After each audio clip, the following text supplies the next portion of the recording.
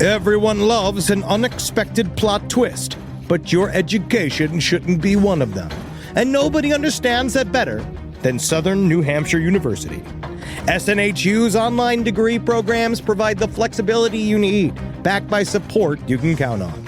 With over 200 affordable options in psychology, criminal justice, business, and more, SNHU is built to fit your life and your budget. Visit snhu.edu/lastpodcast to learn more. That's snhu.edu/lastpodcast. Why have I asked my electrician I found on Angie.com to bury my pet hamster? I was so moved by how carefully he buried my electrical wires, I knew I could trust him to bury my sweet nibbles after his untimely end. This is very strange. Angie, the one you trust to find the ones you trust. Find pros for all your home projects at Angie.com. From the boogie down streets of Queens to a pile of beans, a new cup of piping hot Polish Italian Java. Last podcast on the left, and Spring Hill Jack Coffee are rising from the rubble with a new brew on lock. Butterfly Dudes Blue Eye Blend. Nothing to do with any moth-based entity. Don't even think about it. This is a butterfly dude. Don't mind the blue eyes. He's just Caucasian. Our new proprietary roast might seem eerily similar, but don't let your tongue deceive you. It's a Butterfly Dude roast. This is the Butterfly Dude's Blue Eye Blend. Entirely delicious, and not just the same beans. Butterfly Dude's Blue Eye Blend. From the cocoon to your room. There's no place to escape to. This is the last podcast. On the left. That's when the cannibalism started. What was that?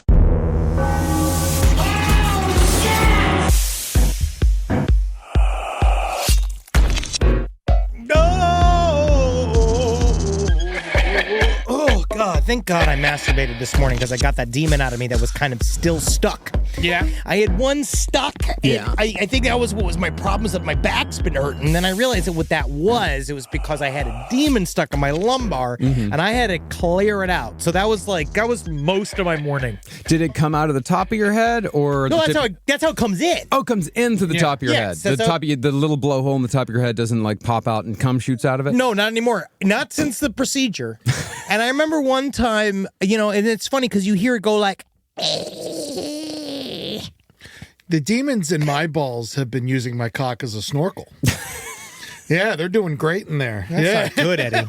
That's not good, Eddie. I think you need to troll your balls like you troll the seafloor for catfish. No, I figured the longer I keep it in there, the more demons will show up in my balls, and then I get really backed up, and then I'll puke them out. You're saying congestion pricing is going to force them out. Welcome to the last podcast on the left, ladies and gentlemen. My name's Marcus Sparks. I'm here with the newly empty Henry Zabrowski. But you know what's the saddest part? I get filled right back up. Yeah. Every time. Yeah. I sometimes every once in a while I think if I have a very thorough sesh with myself, I'm like, maybe that's the last one. Yeah. One day it will be. Yeah. Because then comes the final sesh. You know what I'm saying? I know what you mean. And we also have the man with the interesting theories about his own balls, Ed Larson. That's right. I named the right one Nick and the left one Schneider. Oh, wow. That's on topic. Of course, here we are today on Chad Daybell and Lori Vallow, part 3. It's never going to stop. Never. We're going to be here forever. I just think I'm so ensconced in the material, I could talk about it forever. It makes me extremely angry. Yeah. Irate even. I'm walking around in a poor mood, right? And I did this the other day, and Natalie said this. She's like, why are you so irritable? And to be honest, it's the book. Mm-hmm. It's Chad Daybell's book. Yeah. It's the thing I had to read. Yeah. So you've been reading, what is it, the James and the Elena story. Oh, the James and Elena story. Yeah, I read the whole thing. That wasn't published. Oh, buddy, no, it's out there now. There is a 20-page. There's 20 pages of it. Oh, okay. Well, I wouldn't call that a book. For Chad Daybell, it's enough. I feel like it is, because he doesn't write with similes or metaphors it's just facts. Like all he writes are like, she walked to the door. She grabbed me by the storm. I shot my snow into her basket. A lot of declarative sentences. Yes. Yeah. I'm converting. Whoa. Hell yeah. Yeah, no, I want to be more man, dude. I want to fucking get it. No, you won't be, though. You won't be. Not after I watch all the Jody Hildebrandt stories. Eddie and I were talking a little bit about masturbation accountability. That's a part of where this even came from. Sure. Yeah, about how, like, making sure we masturbate to good stuff. Because I'm trying to get him into the crossing guard porn, because there's a whole new thing now. You know, no one wants to hear you talk about masturbating, right? Yeah, I'm just saying, crossing guard stuff is because they get stuck in a bush, and then the basketball coach has got to pull them out. Okay, yeah. Interesting. Yeah. You know, with the crossing guard porn, it rarely tells you what to do. It's just when they hold up that sign, it says stop. Stop! Hey, stop! Hey! Which is responsible. Yeah. So when we last left our favorite Mormon Doomsday couple, Chad Daybell and Lori Vallow had finally met at a Preparing a People conference that's Beep. in Utah after Lori had spent years as a fan, devouring Chad's horseshit through his books and podcast appearances. As their mutual friend and podcaster Melanie Gibb put it, the moment Chad and Lori met was akin to a lightning strike hitting both of them, electrifying their shared beliefs and awakening their Mormon loins of desire. What I wouldn't give to watch them get struck by lightning. Oh, man. To me, though, it kind of feels like a big, flabby gong noise. Yeah. You know, like, they saw each other, his, like, belly vibrated, and he was just like, oh, wow. Yeah. Wowie, wow. Yeah, it's like hitting a big sheet of tin with a piece of pork. Yeah, wow. These fuckers. And Melanie Gibb, if you're listening to this, and I hope you are, you can go fuck yourself. Wow. Melanie Gibb sucks. She's one of the worst people in this entire fucking story. Spoiler alert. I hate this fucking woman. All of these fucking people suck. Well, I mean, we're, of course, going to really get into it, but I really do want to say, like, wholeheartedly that this shit, you know, they say that, you know, this wouldn't have happened without them being within, the Mormon framework and all that, but it truly would not have happened without people like Melanie Gibb telling them the whole time that what you're doing is fantastic. And what you're doing is great, and you are who you say you are. Because guess what you get to be if they are who they say you are? The bitchy best friend of the goddess that's in charge of everyone. And that is all they ever want to be. These people just want to rule by association. That's even why they're hanging out with Chad and Lori, is because they think they'll get a little chunk of the power. Now, after the PAP conference, Chad and Lori continued communicating, and Chad soon ran Lori's entire family through his light-dark sorting system, pegging some relatives as light and therefore more aligned with God, and others as dark, therefore more aligned with Satan. I will say, we do have to remember, in Visions of Glory, it explains how this process works. And the key to remember is that if you are in line with Satan, it is your fault. You have done actions that have allowed demons to enter you. Yes. So just remember that. It's always the victim's fault. Always. But almost immediately, Chad and Lori began communicating almost daily through text. And once that happened, Lori tripled down on her Mormon faith, spending up to 8 hours a day, every day at her local LDS temple. When Lori wasn't at church, she filled her days with the neo-fundamentalist apocalyptic Mormon podcasts that were produced by the members of the Avow Message Board and the Preparing a People podcast network. While listening, Lori continued to drink in the beliefs of near-death experience authors like Julie Rowe, in addition to the near-constant chatter about the end times, spouted, of course, both by the regular hosts and Chad Daybell whenever he made an appearance. Before long, the fantasy world put forth by these podcasts had penetrated deep into Lori's brain, and she began claiming that she had transcended beyond human needs like eating, sleeping, urinating, or defecating. Oh, so she is full of shit. She is, literally. She's like Gwyneth Paltrow. You know, Gwyneth Paltrow takes one dump a year. Wow. Yes, it's entirely... Oh, yeah, she books it, right? She does. Yeah. She does. She goes to a very fancy public toilet. Yeah. And she just lets out it's a pellet that's the size of her body. And it just slides out of her slow 6 to 7 hour period. And wow, that pellet, honestly, it's pretty fragrant. So you're saying she molts? Yes, she molts. Yeah. Also, this brings in a key thing to remember about Mormons. They think plagiarism is magic. So when Lori Vallow first saw Chad Daybell, you have to remember, he's spouting off all the bullshit that he read from Visions of Glory that he has retrofitted into his own story. She's read Visions of Glory. She's also read every other bullshit near-death experience Mormon book that was out in the market because she became obsessed with it. But the thing about Mormons, and this is all of them, this is every single one of them that I've read about in this story, is that when they hear the same literal ideas come out of somebody else's mouth, instead of them saying, oh, sounds like he stole that from Tom Harrison's story and he's kind of retrofitting into his own, they view that as, wow, it's happening to everybody. Yeah. Like, they don't understand copying. They don't understand that they are all adding to their own worlds. This is Chad Daybell's fucking DLC to Tom Harrison's world, and they are all eating it up. Yeah, they think it's all parallel thinking. Like, oh my God, can you believe that we all came up with the same thing at the same time? It's because it's real, because God is telling them all the same thing. But they all read it earlier that day. Yes. Yeah, they all read it earlier that day. And they also don't understand that, yeah, if you just copy from somebody, that it's just copying. It's just copying. Yeah, they don't get it at all. They think, oh my God, I can't believe these two people had the same experience. Well, and they also, it kind of gives, it's the incredible thing about it is that it gives the person who copies the other author, it gives them this sort of like cred because that other author is already really well respected. And so it's like, oh my God, I can't believe he has the same ideas as Tom Harrison. That must mean that he is telling the truth as well. It's just one thing upon another, upon another, upon another, going all the way back to Joseph Smith. It's creating a feedback loop that allows them to live in their own separate reality. Yeah. It's like a comedian who only speaks in Austin Powers quotes. Hey, don't you malign Alex Cox like that. We lost an incredible comedian that day. Eddie, behave. Got him. Damn it! So smart!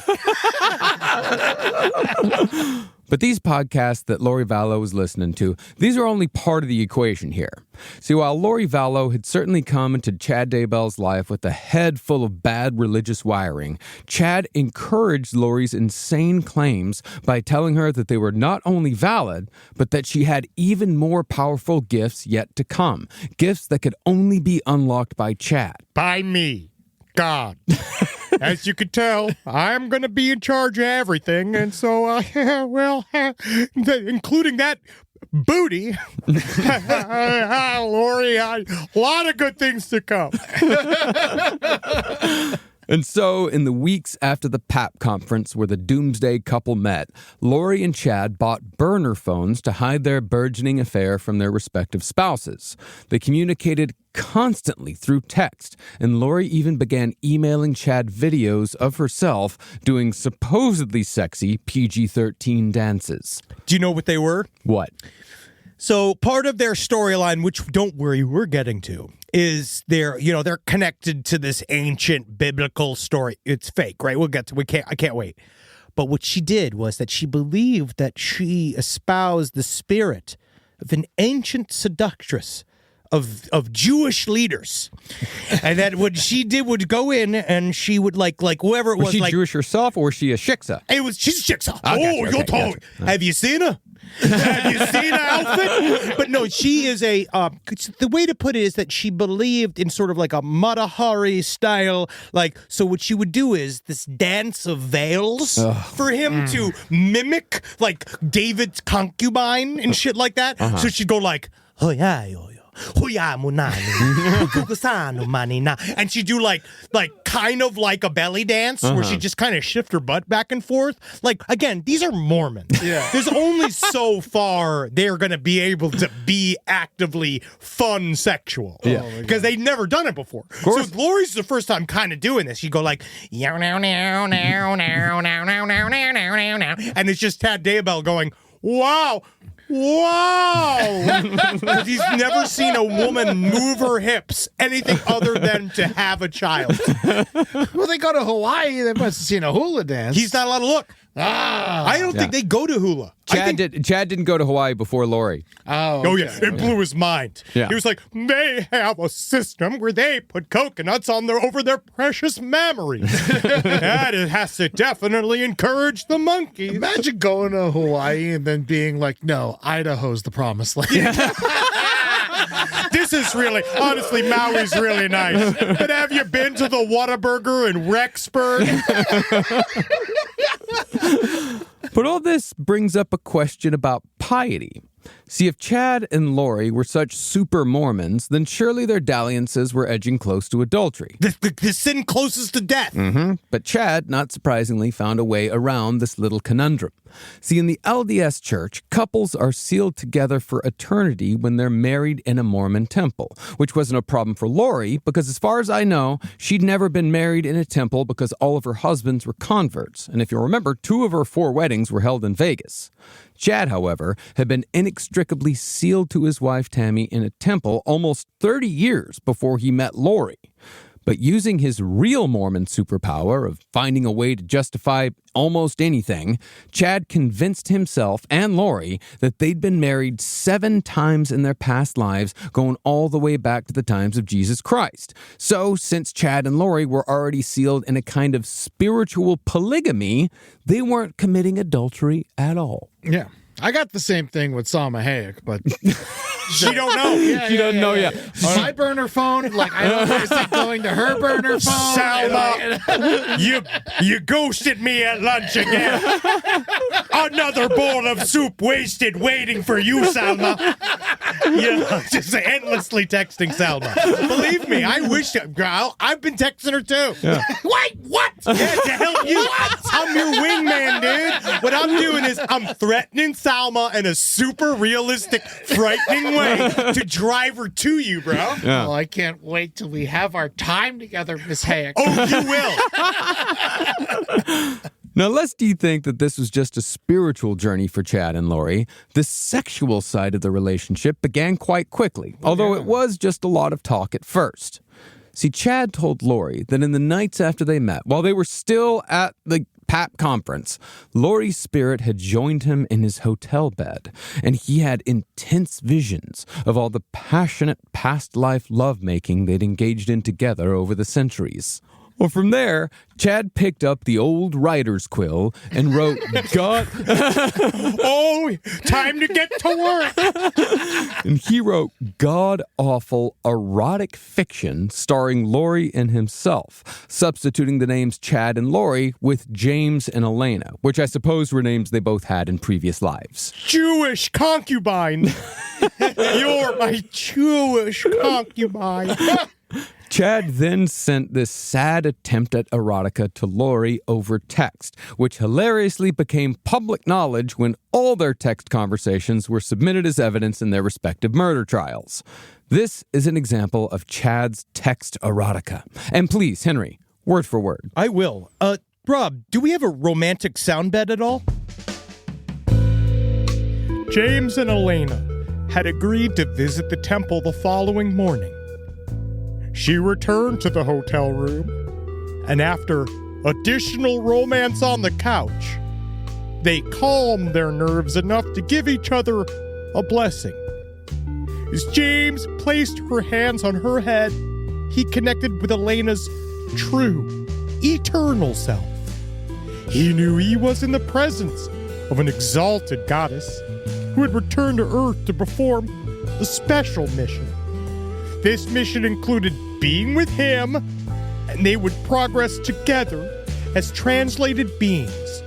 And the full plan wasn't yet completely clear to him, but the immense power radiating from her confirmed his belief that she was among the great women in the universe. God damn, I'm so fucking hard right now. Unfortunately, I have already expressed myself, and now I found the work to be lacking. This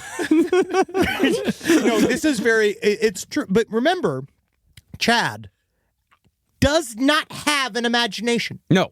So they are saying one of the big things is that anything he wrote about in any of these books are things that actually happened.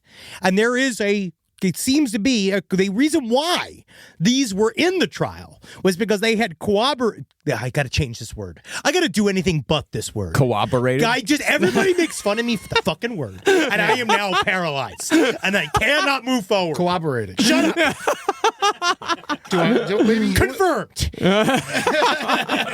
They looked at the schedule of the temple and where they were, and they basically connected all of these texts and things within these fake stories to times that they did things physically in the real world, in this sad celestial world. So Chad and Lori had a guy that got him into a temple, and there is some belief that they committed one of the highest sins in Mormonanity, which is to fuck in a temple, and that they might have. I actually do have. I've been thinking about it. I think I know the moment.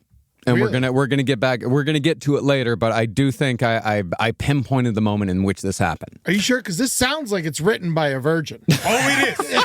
Oh no, Chad's unfortunate. Chad has 5 children at this point, so okay. unfortunately, we do know he is not a virgin. He definitely had sex 5 times. And then also with Lori, Lori blew his mind. Yeah. He's never seen pubic hair. Like, they have sex in the dark. Like, him and Tammy had sex in the dark through a sheet, and they didn't even have to. They had it through the sheet just because he thought it was fun to look at something purely white. Yeah. He likes having sex with snow. Rise from your grave. This podcast is brought to you by Squarespace. Squarespace is an all-in-one website platform that helps you stand out online. Yes, that's right. You don't have to smash your face with a hammer. You can just start a business. It's got everything you need on Squarespace, from securing your domain to building a professional site and showcasing your work all in one place. Let's say you want to show everybody how you can carve your ribs out of your lower abdomen so that you look more like a Ken doll. That's amazing. You can bring your vision to life with AI-powered design or curated templates, plus flexible editing tools that helps you create something that truly reflects your style, especially if you are somebody that is trying to corrupt the young men of America. That's what Squarespace is really going to help you. Squarespace makes it easy. It makes it easy for you to put all that together, and you just go to Squarespace and do it all. Thanks, Braden. Head to squarespace.com/left for a free trial. And when you're ready to launch, use offer code LEFT to save 10% off your first purchase of a website or domain. Summer means freedom. And for adults, summer means work next to freedom. But thanks to Mint Mobile's summer sale, it can almost feel like the work is playtime for the adults. Right now, all of Mint's plans are $15 per month, even unlimited. Free yourself from big wireless and switch to Mint Mobile for high-speed data and coverage on the T-Mobile 5G network. It's so well connected, I could call from anywhere. Deep from well within my bunker, where my AI-fueled robots slowly but surely toil for me, but I know for a fact I'm saving money on my phone plan. Or up above, where I'm training all of my giant Amazon female warriors who will fight in bulletproof mesh. Also, honestly, Mint Mobile's really cheap and it's really reliable, so you should use it. To get your new wireless plan for just $15 a month, go to mintmobile.com/LPOTL. That's mintmobile.com/LPOTL. Cut your wireless bill to $15 a month at mintmobile.com/LPOTL. That's it. There's no catch. Upfront payment of $45 per 3 months, $90 for 6 months, or $180 for 12 months. Plan required, $15 per month equivalent. Taxes and fees extra. Initial plan term only. Greater than 50 gigabytes may slow when network is busy. Includes up to 20 gigabyte hotspot. Capable device required. Availability, speed, and coverage varies. See mintmobile.com. If I think about where we were 20 years ago, and I think what we would use to protect our space, it would mostly involve bayonets, weed whackers, and assorted diesel-fueled dune buggies that we'd use to spread pollution so thick it kept the other improv comedians from stealing our material. But now, SimpliSafe has made all that so much easier. Using SimpliSafe here at the office has revolutionized our ability to use diesel-powered dune buggies for good, and not for chaos. Think about what your home security system does as an intruder approaches your house. Sits, waits. Not much. Just waits until the window breaks, and then it goes, oh no. But then you get some kind of alarm and a notification. What if the whole point was to stop the chain events before it even happened? Unlike traditional security systems that'll only alert you after a break-in is already underway, SimpliSafe is designed to help stop intruders before they get inside. It helps. It goes into their mind. It makes them think of why they're doing this. I remember when we didn't have real security and all the podcasters were outside begging for our takes. Begging and scratching like a bunch of weasels. Now I can see them 25 feet away, and I can spray them with fire extinguisher liquid and stink gas. Not that it would make them smell any worse than they already did. Simply Safe helps me lord over them all. Simply Safe has been protecting your world for 20 years. Celebrate their anniversary with us and save 60% on your new Simply Safe system at simplysafe.com/LPOTL. That's 60% off at simplysafe.com/LPOTL. Plus, when you order, write in our show name in the How'd You Hear About Us survey in order to let them know we sent you. Don't forget, there's no safe like Simply Safe. Now, the concept of past lives is extremely important to the evolution of Chad and Lori's belief system, but it's almost doubly important when it came to their evolution as a couple.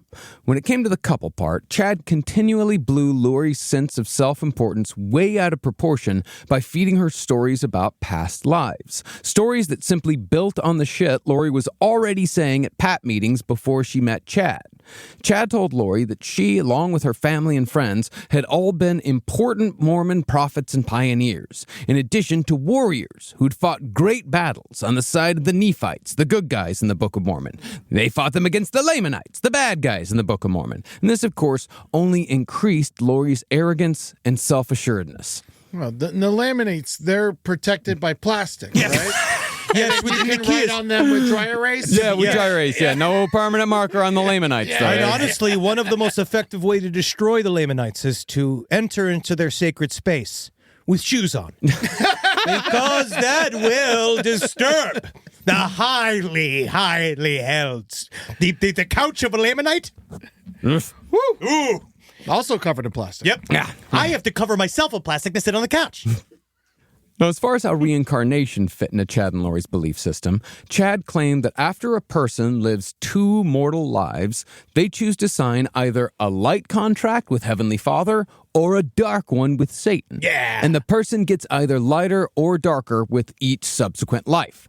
Additionally, every time someone is reborn, the veil between the mortal world and the spirit world thins. Chad and Lori, of course, had extremely thin veils because they had respectively lived 21 and 31 lives. 21 for Lori, 31 for Chad. Chad's always got to be a little bit better than Lori in everything. But that makes Lori hot. Yeah, well, but she's a younger lady. Yeah. Yeah, 21 lives instead of 31. Oh, yeah. Chad's the mature one. And they also, of course, lived very impressive lives. Oh, extremely impressive. Got to. The guy who invented the high jump, Mormon. The guy who invented, you know those things that you put in the gutters at a bowling alley so the ball doesn't go in? Oh, yeah. Mormon. Yeah. Yeah, anything that sucks. No one's ever James from accounting in a past life. Never. It's always Jimi Hendrix or the Pope. Yeah, always. Just old. Yeah. You lived and died in the same English village, and you unfortunately shit yourself to death at the age of 23. Yeah. Actually, I did a really, really interesting past life regression the other day, and it turns out I was the cow that started the Chicago fire. Cool. You were Mrs. O'Leary's cow. I was. Yeah. I was molested. That cow was molested, and there's a reason why. You go back to why that cow did it. Mm-hmm. Look at the schools. I find that utterly amazing. EddieTunes.com. I looked at Eddie's dark cycle the other day. Unfortunately, he's a 2.9. 2.9 dark? Yeah. Wow. Heading towards removal. Oh, yeah. 4.20 last time I checked. Whoa, fucking 420. It's Hawaii right now, fuck yeah, dude, you totally redeemed yourself. Well, Chad said that he was the reincarnation of both Martin Luther and Methuselah, while Lori was the reincarnated wife of the Mormon prophet angel Moroni. Moroni, of course, the one who brought Joseph Smith the golden plates. Is Moroni's wife Snooki? You remember, who dated Moroni? Yeah, being like, hey, it's me, Moroni. You ever meet my ex? What a bitch. Who's dating Moroni? Hey, Moroni! Hey, what are you talking about? It's me. Oh, this is my wife. She makes amazing struggle. Yeah. Who's Methuselah again? Methuselah was the old man in the Bible. He never died. He was like so Oh, old. yeah. Noah's guy. Wasn't you related What do you mean to his Noah? guy? Isn't he like Noah's dad or He's some like shit? HVAC guy? I think I could be wrong, but I think he's related to Noah. Might be. I But think he would have died in the flood. Same Also, book. But it's not real no matter who he is. You're right. Yeah. You're just talking about a character in a book. Yes, Yeah. that's right. Well, yeah. Guys know his hey, grandfather. Thanks, Rob. Really good work, Rob. Oh, man, I went to Catholic school. Yeah, and did you know that Voldemort was his cousin? Really? Yeah. And so, after combining Chad's reincarnation beliefs with his light-dark numbering system, our two Mormon doomsday prophets began yes-anding each other until they had finally talked their way into spiritually and morally justifying cold-blooded murder. Yeah. Chad and Lori began by tabulating the so-called vibration levels of everyone they knew. Vibration level, that's the strength of their spirit. Okay. Yeah, like mine is like this. Oh, Hell yeah. yeah. Audio medium. Thank you. Your visual jokes are really killing it. It's funny how like it didn't even work to the people in the room. I'm playing to the crowd. I'm playing to the crowd. They love me. They need to see me. Well, vibration was also attached to libido, very important to the Mormons. And it was also attached to everyone's trust level, as well as the light and dark percentages contained within each person. Vibration level is very important to Chad and Lori's belief system. But it's also important to remember that Chad and Lori considered themselves to be both 4.3 light, therefore the highest vibration. Actually, one source I saw said that Chad eventually considered himself to be 4.4 light. No shit. What? Whoa. That goes all the way up to 11. Exactly. That's You fucked up my joke. That was my next joke. Because Lori had the highest vibration possible, and Chad's basically went to 11. There we go. Thank you. Good Thank joke, you. Marcus. Hell yeah. Thank you. But since they were so high, they both decided that people with extremely high vibrations didn't have to follow the strict teachings of the LDS Church. So they therefore freed themselves to make their own rules. It's also important to note that during this time period, Melanie Gibb is texting them saying, do my husband next. Do my kids next. Melanie Gibb, by the way, she's the podcaster, one of the most popular podcasters on the PAP network. Okay. And that's not saying a lot, but it is saying a thing that is true. But they all, like, this is just important to remember that as this is going, every person that will eventually flip on them was very much a part of this LARP before people started dying. Yeah. So they all were very encouraging of this.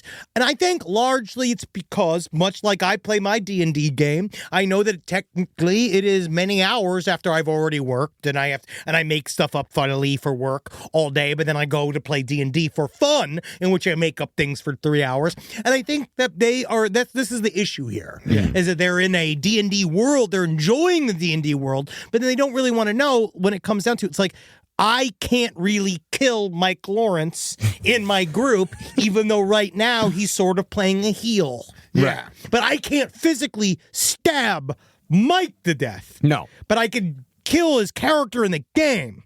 But they don't understand that when you kill the character in the game, and then this story, they die for real life. I will say, Mike is now employed at the network, and they started doing Nerd of Mouth. Yes. So you could fire him. Yes. That is true. That is true. Yes. Yeah. But Chad and Lori had a sort of fail-safe built into their system that allowed them to jettison anyone in their lives. No matter how high a person's vibration was, anyone could become infected with a demon spirit controlled by Lucifer. Whoa. Yeah. That's big. Yeah. Chad, quickly catching on to the fact that cults need their own nomenclature, came to refer to these demon spirits as worms or slugs. If someone was infected with a worm or a slug long enough, they would become, again in Chad's parlance, a zombie. Once a person became a zombie, though, that was the point of no return. That person's soul had been pushed out of their body into limbo. And the only way to save that soul from limbo was to kill the zombie body that had been infected by the demon slug. Or from a song by Buster Poindexter. Which I think R.I.P. is really David Johansen. No, Buster Poindexter. I said this on Side Stories. Yeah. He'll always be Buster Poindexter to me, and he tried to save us. Yeah. by telling us how From Limbo. hot Yes. it was? Yeah, telling us about climate change. Yeah. Actually, I would say He that was the Cassandra. I would say that hot was very encouraging of Limbo. Oh, people loved Limbo. I know, but it gets you out of limbo because the only way out in limbo is through. Under, actually. Yeah. That's how you lose Limbo. Yeah. Going through. I make my own rules. Oh, I gotta walk under this stick? Fuck all of you. Limbo, what is this, some Spanish curse? No, all of this demon, slug, zombie bullshit, this is a combination of cult speak nonsense and Chad's own subpar horror fiction sensibilities. Because to me, the zombie slug demon concept sounds like a stream of consciousness first draft idea that gets fucking thrown away because it's bad. Yep. But with lightning speed, Chad and Lori began implementing these beliefs into their daily lives. And it wouldn't be long before Chad and Lori's echo chamber led them to assign zombie status to pretty much anyone who stood in the way of them being together. Well, they also had, I think the term that started to come around was death percentages. Death percentage is a big one. So death percentages were each time they would get a death percentage, it would be, it goes all the way up to 99.9. Because that means you gotta go. And that's what JJ hit, unfortunately. Do you think that all the Mormons moved to the Great Salt Lake because they knew the salt would kill the slugs? Whoa! Oh, I don't know. it's Think interesting. about it. I don't know. I will. I promise. All right, get back to me. Now, the confidence in their past life marriages that Chad and Lori quickly developed over text, that led them to be quite brazen about their affair, even in its early days. Just weeks after Chad and Lori began texting, Chad arrived in Lori's neck of the woods to give a speech at the next Preparing a People conference held in Mesa, Arizona. Over that weekend, Lori had Chad stay at her home because her husband Charles was out of town with their kids, Tylee and JJ.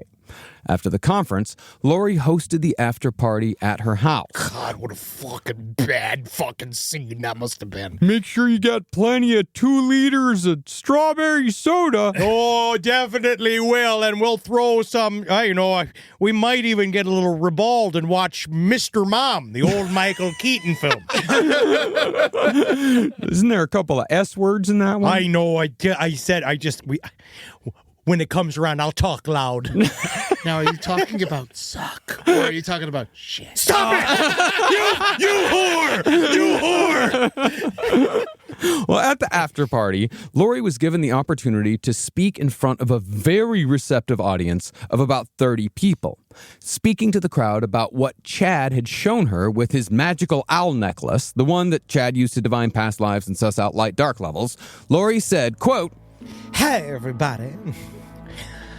I got to see myself as a warrior, fighting for the Savior. And I was one of his strongest warriors.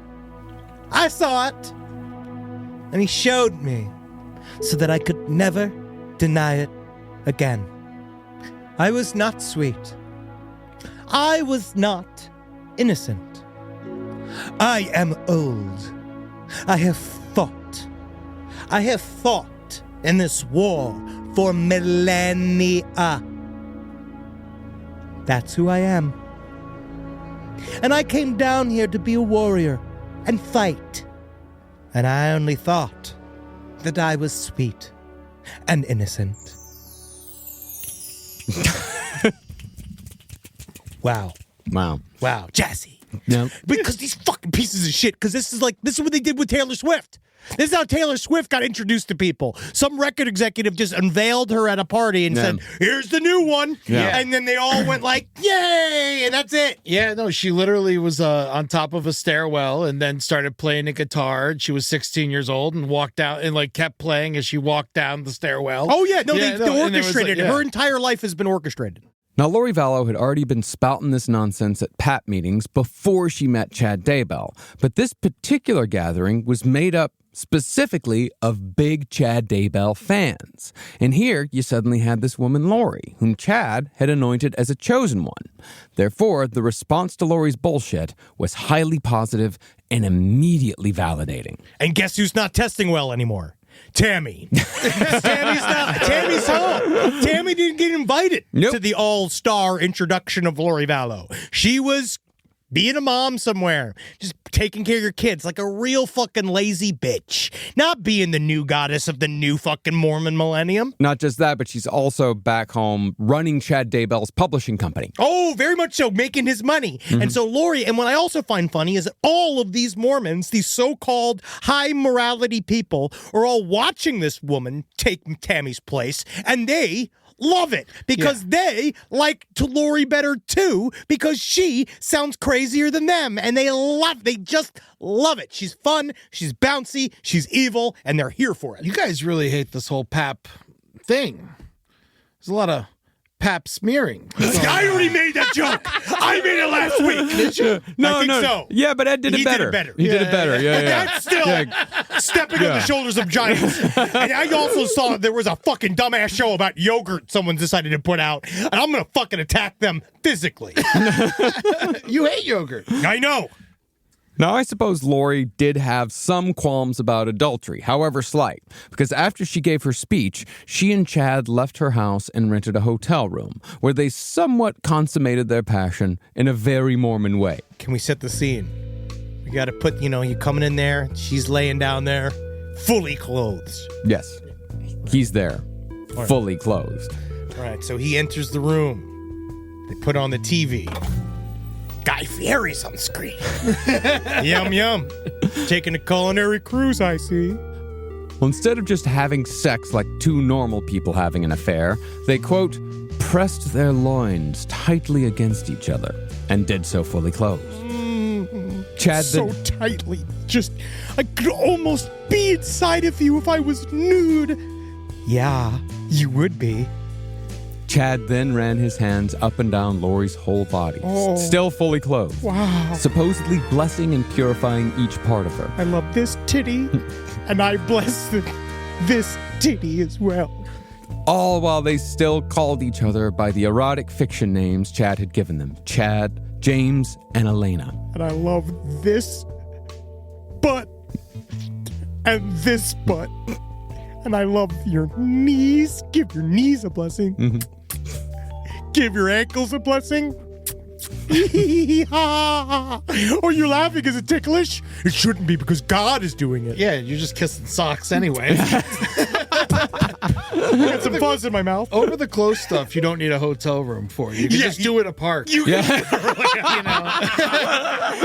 do it in a car. Yeah. You don't need privacy if you're not nude. Yeah. Well, maybe he's got a bunch of Bonvoy points. We don't know. I mean, they really are burning a hole in my pocket. Well, the day after their heavy petting session, Chad laid it on even thick, because that's what it is. It's just heavy petting. Well, it's also just it's like super heavy because it's just him pressing his entire body against her and just rubbing back and forth. Yeah, because also remember Chad Daybell is a big fat huge. ass. Oh, yeah. How tall is he? He seems like he's like 6'2", 6'3". He's a big boy. Yeah. If I were to guess, I'd say he's at least 290. Yeah, he's big boy. Well, the day after their heavy petting session, Chad laid it on even thicker during a walk in the park, where they scandalously held hands. Oh, wow, our palms are touching. In the park, Chad told Lori about the secret meaning of his novels, a meaning Lori never revealed. And Chad told her for the first time that she had been correct all along, because God had indeed chosen them both to lead the select group of 144,000 Mormons who would usher in the end times and the second coming. Now, after her passionate by Mormon standards weekend with Chad, Lori abruptly went cold with her husband, Charles. He returned from his out-of-town trip with the kids to find that the woman he was unfortunately deeply in love with, she no longer wanted him. And he had no idea what had changed or what had happened in his absence. Things only started to make sense for Charles when he found the sexy videos his wife had emailed to her favorite author, Chad Daybell. But Charles did not confront Lori just yet, as far as I know, and he only told his sister Kay that his wife was having an affair or about to start one. It's devastating to find that type of footage on a loved one's phone, But, how do we put this? If the sex are so bad, does it count? If the sex are so bad? If the sex, right? The sex. It's hard, pluralize. Yeah, it was really hard to pluralize. Because on some level, you're looking at Lori Vallow do a dumb dance. Sure. And it's not very sexy. It's her just going fully clothed. Well, yeah. And on some level, you're like, she's not even trying to get this guy hard. So you're saying that if you were to find a video, Like a lame video. that Natalie had sent to another man, you would gauge how pissed off you were about it based on how good the video was? Well, it just depends on how Mormon the video is. Yeah. I'm just saying, like, this is Mormon as hell. Like, this is just not, like, even Charles being like, she doesn't even know how to fucking cheat. Like, she doesn't even know what to do here. Yeah, but Natalie's a dancer. Yeah, That is true. There That is is like a true. built-in excuse there. Well, a lot so- of times it would just turn out she was practicing. Yeah, that is true. That is true. That's a great thing to tell yourself. Thank you. I keep myself on a lockdown. So now that Lori and Chad had spent a night together, their shared delusions were taken to the next level. Lori told their mutual friend, podcaster Melanie Gibb, that Chad had built a spiritual portal in her closet so he could come visit her, and that the two of them could commune ethereally whenever they wanted. Lori also told Gibb that they had already begun fulfilling their mission.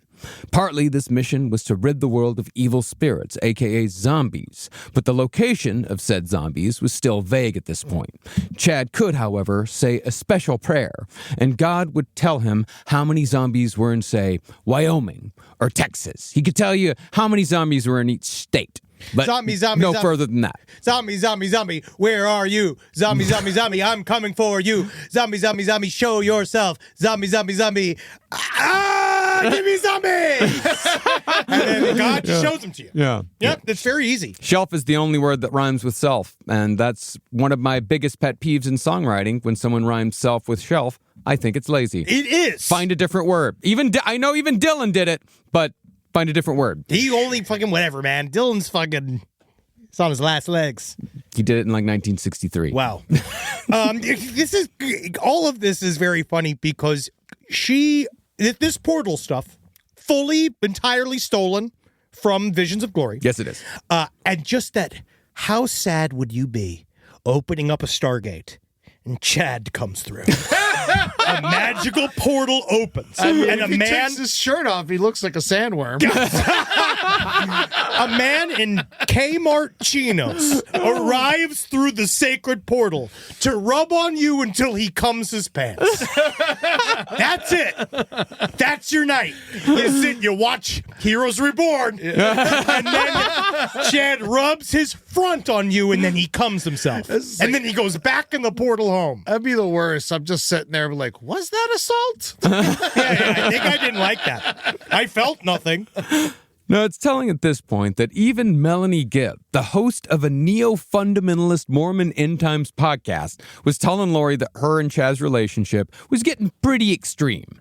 Gibb even suggested that Chad might himself be a dark spirit. Whoa. But Lori famously said, quote, If Chad is Satan, he sure is a good one. But does she believe that there's multiple Satans? She's full of shit. yeah, making it up as she goes along. Yeah.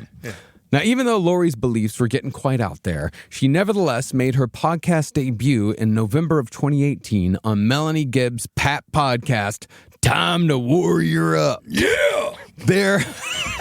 All right, all you faithful, you ready to warrior up? It's time to get your warrior face on, and let's go see Clifford, the movie about the big red dog.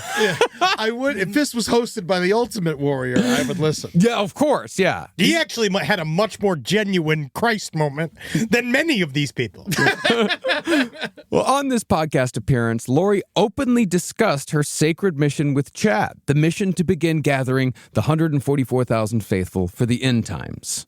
What's extremely important to keep in mind here, though, is that when Lori Vallow made this appearance, it had been, at most, about a month and a half since she'd met Chad Daybell at the PAP conference, meaning Lori was all in from the word go.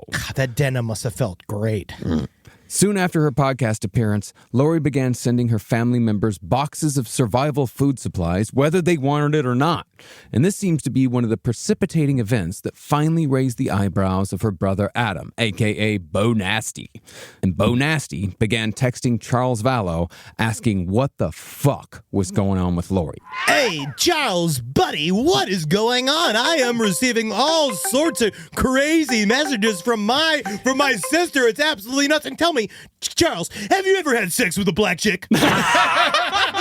I think sending survival supplies is nice.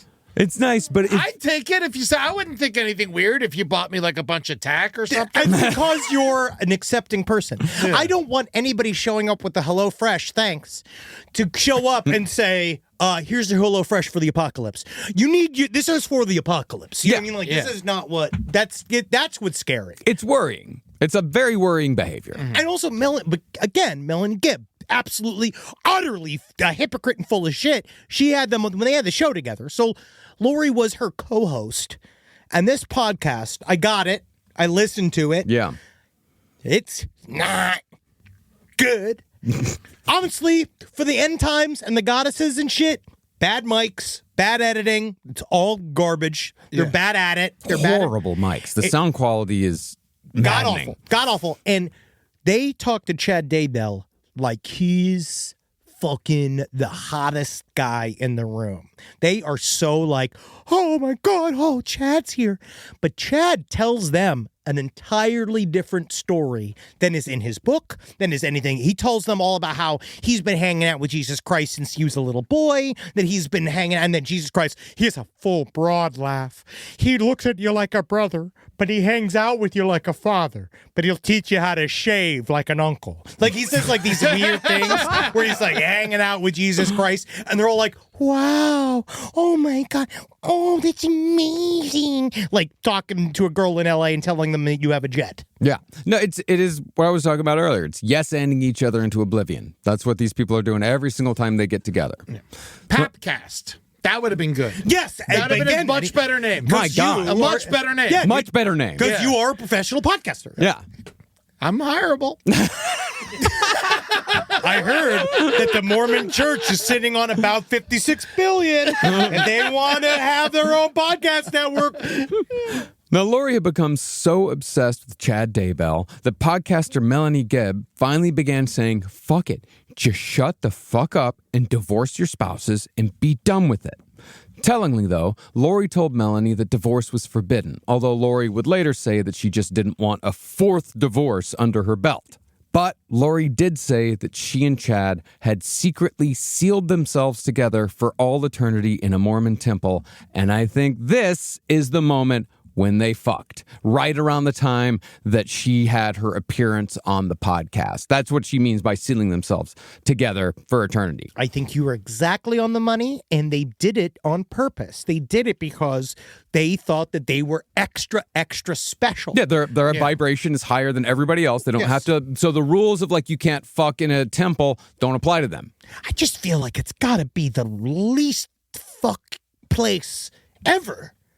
I don't know, man, but that's the thing. The least fuckable place ever. Sometimes the most you want a fuckable place. Yeah, I guess so. Yeah, I guess you're right. Yeah. But I just like, even that, like, idea of having sex in a church just makes me not feel good, even though I wanted to file it. But I wanted to file it in other ways. Like, I feel like there's other better ways. Like You're putting more Joker makeup on the crucifix and it's going like, the devil was here, and other weird, dumb, kind of infantile. what a attacks. 13-year-old would do. Yeah. Churches are for jerking off. Everyone knows that. Thank you. Yeah. How many pumps, by the way, do you think he got in her? A 1, a 2, a 3. Wowie, wow. Now, Lori was definitely all in, but it doesn't seem like Chad was quite as committed. See, in December of 2018, about 2 months after Chad and Lori met, Chad had a business breakfast with his biggest-selling near-death experience author, Julie Rowe. Afterward, Chad suggested they have a so-called private energy healing session at Chad's house in Rexburg. During that session, Chad allegedly sexually assaulted Julie Rowe, although the details on what happened are vague. What Rowe did say was that after the assault, Chad started crying. She never saw Chad face-to-face ever again, but he did send her several apologies over a series of increasingly emotional texts. Damn. Yeah. That wasn't in the doc. No, it was not. Exclusive. Well, I mean, it's from the book. Oh, okay. Yeah. And they talk about it, and she, like, think about this. You get sexually assaulted, and then you got to make the guy that sexually assaulted you feel better. Yeah. Like, you are literally, he starts crying. You have to make it feel better for him, and then he apologizes over and over and over again.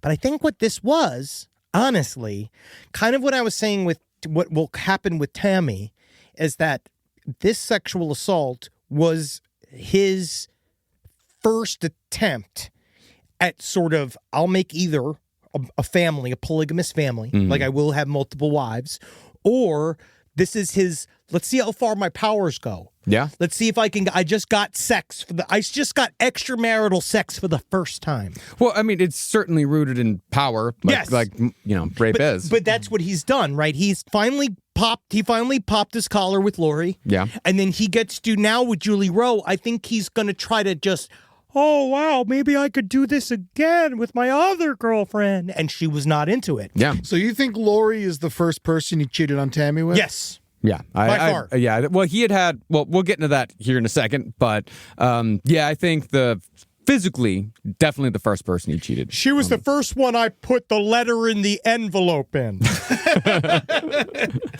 Now, by the beginning of 2019, Chad and Lori were speaking or texting daily on their burner phones. And it's over the course of this particular year that they would create the conditions in their fantasy world to justify the 4 murders that made them infamous. Now, I don't know if Chad's plan was to get rid of Lori's husband, Charles Vallow, through murder all along. Because honestly, like most end times prophets, I'm not even sure if Chad really ever had a concrete plan other than some vague future notion of a New Jerusalem. But what we do know is that pretty soon after Chad and Lori began talking, Lori was telling her friends that Charles was blocking her spiritual gifts. Before Chad, Lori had never said a bad word about Charles. Because if you'll remember, Charles Vallow started at 3 light when Chad did his first spiritual sus out. But within just a couple months, Charles's light spirit number shifted to the dark side. Once Chad's number shifted, Lori was claiming that she had a revelation that Charles was going to die in a car crash by the end of 2018. I suppose trying to will it into existence. But she was quite disappointed when her husband rang in the new year, still very much alive. Remember that in the world of Mormon heroes and warriors, in the end times, they don't have time for wives and husbands and children. They talk about this in visions of glory. The idea is that the tribulations will come, and during the tribulations, there is no time for these things. Only those that have to sacrifice. Like Lori Vallow says that she believed Jesus Christ told her specifically, your life is going to be like Job's, and you're going to lose everything. And that's the only way for you to spiritually advance. So in some ways, I do believe there is a little bit of it. The way it starts is the floating. Tammy's going to die soon. JJ's not going to live long. Charles Vallow's going to die soon, because at first I do think on some level they think that they're going to make it happen. They're going to manifest They're going to manifest it. Yeah. But they're pussies. Because they weren't ready to go for it until they then decided that they have pushed themselves far enough. But it just helps if you have a psychopathic brother that you can use. Yeah, it really does. Well, that's the thing, is that Lori may have learned about the car crash revelation manifestation from Chad.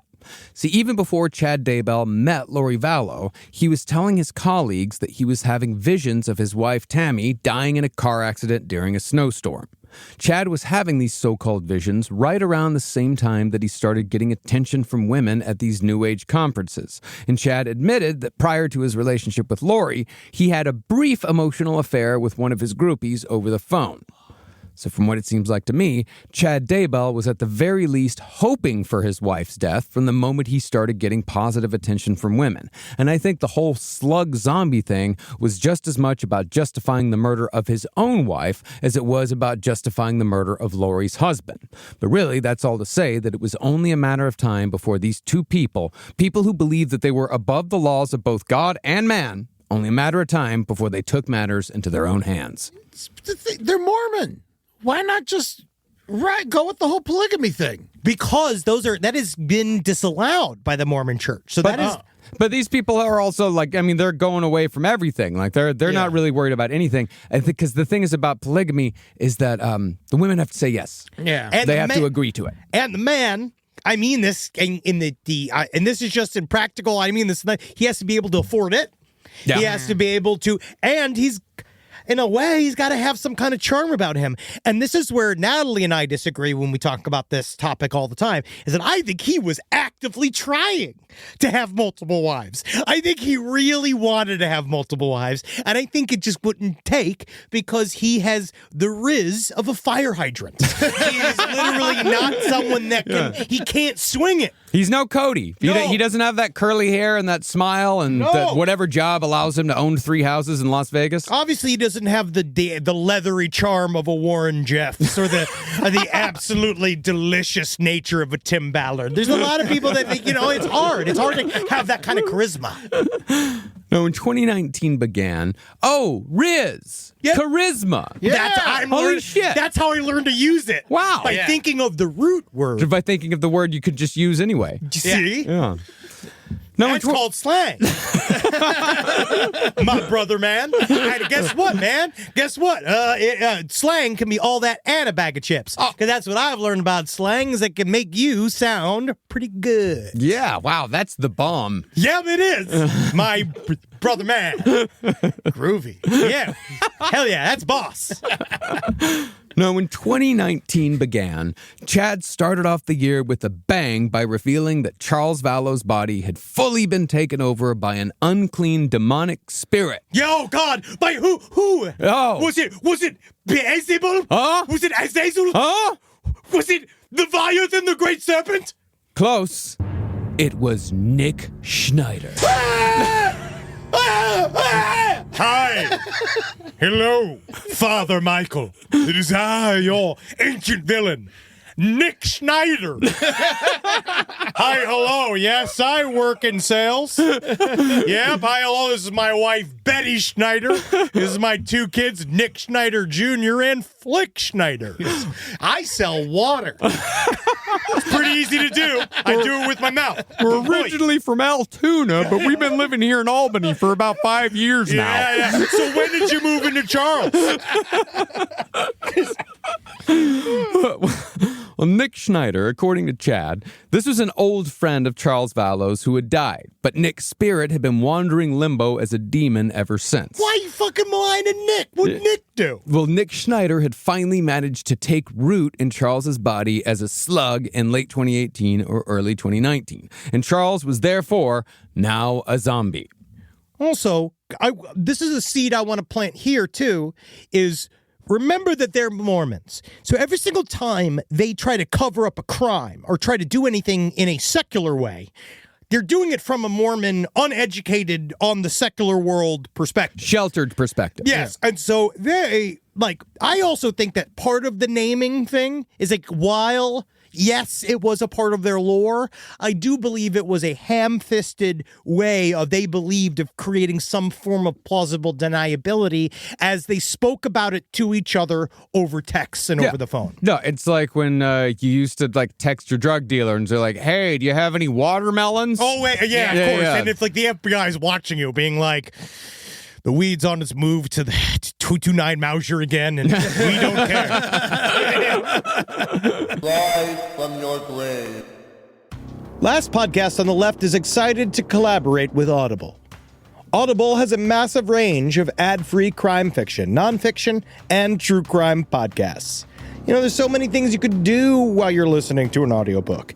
You can clean up your own personal crime scene, and that's easy to do, and you can learn it all from books. Some people also listen to audiobooks to go to sleep.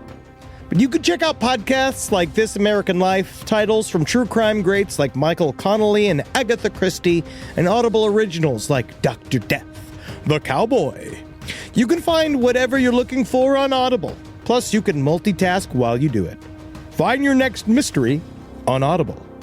Audible. Stories that speak to you. New members can start listening with a 30-day free trial at audible.com/left. This is a paid ad by BetterHelp. It's so important to remember with the busyness of the holidays, every holiday, Arbor Day, that day about the planet, President's Day, there's so many things to adapt to in this life, and it doesn't follow a perfect plan. God, ruins the whole weekend. But therapy with BetterHelp, the world's largest online therapy platform, it can be a space to pause, reevaluate, and adjust to any unexpected changes. With over 30,000 therapists worldwide, BetterHelp is one of the leading online therapy platforms, having served millions of people globally. BetterHelp makes it easier to fit therapy into your routine. You're in good hands, too. BetterHelp therapists have at least 3 years and 1,000 hours of hands-on experience, and hold all required education, training, and certifications. It's easy to do, and the help is better over there. You don't have to navigate life's changes alone. Sign up and get 10% off at betterhelp.com/lastpod. That's betterhelp.com/lastpod. Is there anything better than a summer evening outdoors? Enjoy your space to the fullest with new greenery from Fast Growing Trees. I love a big, thick bush. Fast Growing Trees is America's largest, most trusted online nursery, and they can send me a big, thick bush any time of the day. It arrives at work. It arrives at my car. I can pinpoint on a Google map where it is. Send me a big, thick, brown bush. And they send it immediately when they have it, because sometimes the shaver comes to town. I remember one time I ordered a cherrywood tree from Fast Growing Trees, and my God, I couldn't cut it down, no matter what my father told me to do. I had to lie to him about it, and next thing you know, I became the first president of the United States of America. And even you can become the first president of the United States of America with Fast Growing Trees. Right now, get up to half off select summer planning essentials, plus get an additional 20% off your first purchase with code LEFT at checkout. That's an additional 20% off at fastgrowingtrees.com with code LEFT at checkout. Offer is valid for a limited time only. Terms and conditions apply.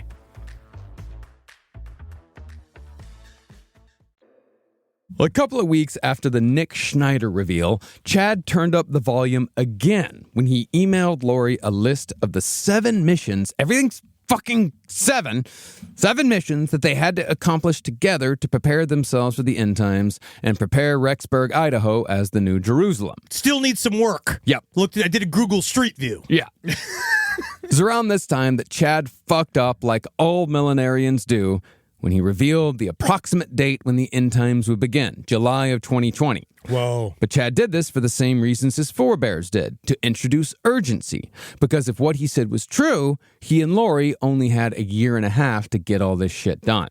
It also keeps you from thinking things through. Of course. Amongst other tasks, Chad and Lori needed to translate ancient records, establish the presidency of the Church of the Firstborn. I was going to say that. Yeah, provide supplies and organize food distributions as the tribulations start. Of course, have to. And identify locations in northeastern Arizona for so-called white camps where other end-time survivors would live. And on top of all that, Chad and Lori also had to write a book together, although the multiple murders would definitely get in the way of them putting together anything suitable for publication. Always a book. Always. And the answer was right in front of them, man. Streaming. Yeah. The answer was in front of them. They should have just laid into the podcasting. Do you have any idea how much more money and clout you could have gotten just leaning into the podcasting world? Mormon drama? People want to hear it. You want to hear about all the different ways you soak? That's what they want to hear. People want to hear there's a market for it. Yeah. Now, how was for you guys? The book was way more successful than the podcast, right? It only took 3 years of your life. It only took 3 years of my life. It was entirely worth it. I just lost. I lost like the middle of my 30s. No, Marcus. I lost the Cowmen, the band that I was in for 10 years. I had to give that up. You didn't lose them. You got rid of them. Yeah, in a way. You know, but you didn't lose them. Yeah. Didn't. And then COVID. Congratulations. Thank you. I still have a fun newspaper clipping in my fucking closet. It was a big deal for us. We were on the New York Times bestseller list. That was the newspaper clipping. What is that? It's a big deal. It's a big deal to some. Last book on the left. Go ahead and purchase it. It's on Amazon. Please go buy it. We're still getting it. Yeah. Get it on Amazon, please. Yeah, my favorite place. No, don't get it on Amazon. Barnes & Noble. IndieBound. Yeah. IndieBound. That's it. That's what we were trying to remember the other day. IndieBound. Now, Chad Daybell's mini-cult began to quickly grow soon after Chad upped the stakes once again with all the instructions and such. But as it turned out, Lori Vallow was actually Chad's most effective recruiter and spokesperson. The majority of the people Lori brought into the cult, however, were from her own family.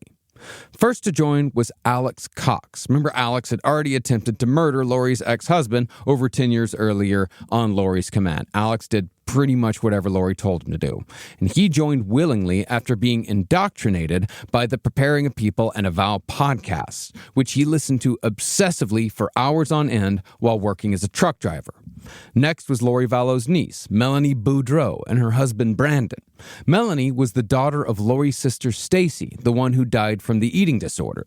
Melanie's father had tried to keep her away from the Cox family, but Melanie had reconnected with Aunt Lori as an adult and had quickly been turned into a Chad Daybell follower. Alex Cox also had nothing going on. He's just a truck driver. He's just a truck driver with a fucking bad facial hair, bald head, and a pot belly. You know, truck drivers, to be honest, he gives a bad name to truck drivers. Yeah, sure. Because it's a great job for a loner that wants to be away from his family. They also would shut down the country if they all quit at the same time. They absolutely yes, it would. It would be devastating. But Alex Cox was so happy to get pulled into the ranks. Mm-hmm. He was so happy to have a role because do you think in some ways he saw more of Lori's body than Chad did before they met? You know, like... Yeah, I would say so. Yeah, you saw her in a bikini all the time. She was always, flaunting in front of him. So yeah, she definitely saw more of he definitely saw more of Lori's body than Chad did. Lucky brother. God. That's a lucky brother. Remember, also as you talk about this, they all got the same fucking names. Mormons have the worst names. Okay, well, I was about to go through that. Yeah, I mean, you outside of Lori's family, you had the original Melanie Gibb from the Preparing a People podcast network. There's Melanie with an E and Melanie with an I. Shut up! Melanie with an E, that's the podcaster. Melanie with an I, that's Lori's niece. Okay. But Gibb wasn't the only PAP member to join what was becoming a sort of inner circle. Lastly, Chad and Lori were joined by a self-described emotional code practitioner named Zulema Pastenis. Sweet, stupid Zulema. Zulema is by far. I'm going to say... Zulema just kind of... Zulema, I have conflicting feelings about Zulema because Zulema is a joiner. She's a joiner. That's a good term for her. Yeah, she's a joiner. She was, I think, looking for a community and looking for people to tell her that she was important. And these were, unfortunately, the people that she found. She was a little older than everyone else. She's 55 years old. Everyone else in the cult, like they're on podcasts all the time. Zulema's just a fan. She's a listener. And she'd become obsessed with the end times and Chad Daybell. She's also a big fan of Denver C. Snuffer Jr. We all are. We all are. The end times author. Oh, yeah. But Zulema, if you watch her, she's my favorite of them. Because if you watch her, she's the Fredo. I'd put her in the closest. She's the Fredo of the group, maybe. But that's the thing is that Fredo was still like evil. Like Fredo still did like bad shit. He got passed over. Yeah, but he did really bad shit. Like Zulema actually kind of. It's like, when someone runs a red light and somehow all of the cars just kind of pass by them and they somehow manage to survive. And meanwhile, she's like, yeah, that's that is literally Zulema. Yeah, unbothered in her lane, absolutely stupid. Yeah, and just nothing hits her. Just bouncing off the skull, Mrs. Magoo. I'd say close to it, if she could see. Yeah. And she was just too dumb to find her way around. Now, Lori had attempted to recruit her other brother, Adam, into Chad's sphere of influence. Adam, of course, DJ Bo Nasty. But while Adam was kind of a shitty dude owing to the whole radio stunt that killed a woman that he felt no remorse for, he still had a bit more of a head on his shoulders than the rest of his siblings. Let's just say I'm still fielding some of those letters from the last time. See, Adam was rightfully a little weirded out when his younger sister told him that she was an immortal being who no longer needed to eat or go to the bathroom. So you ain't go to the bathroom, sis? Wow, that's wild. You ever heard this? This is a great old clip. You got get into it. It's Drops of Jupiter. You're gonna featuring the incredible lyrics of Trey. And if you're ever thinking about going to the bathroom, do it on on air. Ladies and gentlemen, it looks like we have a caller, and it's my sister Lori. It sounds like she's finally going to the bathroom. Can we get a little bit of a microphone in there to go? P-Mike, it's a P-Mike. Oh my God, that's my sister Lori. She's defecating. Yeah, that's right, Mr. Scream.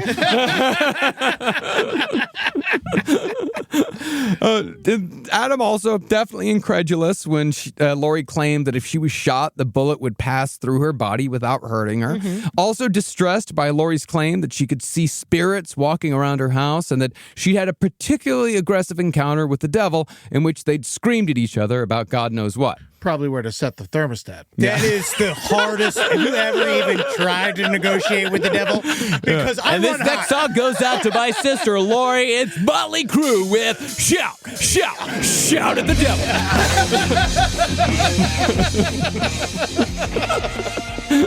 I'd still be doing that if radio hadn't have been murdered in the mid-2000s. Hey, that was it was the special sauce, man. He's still about that. They're still out there. Ironically, you are part of the problem of killing radio. I held on as long as I possibly could before coming over to the other side. Radio died about 10 years before podcast came along. Yeah, no. It was the Telecommunications Act of 1996. If you want, I can give you a whole presentation on it. Release me! I would like the presentation, and I will sit through it after this. Sounds good. All right. Now, Adam was the only person in Lori's family to really sound the alarm that something was wrong with Lori, and he was the only one who would listen to Charles Vallow when Charles said that his wife was losing her grip on reality.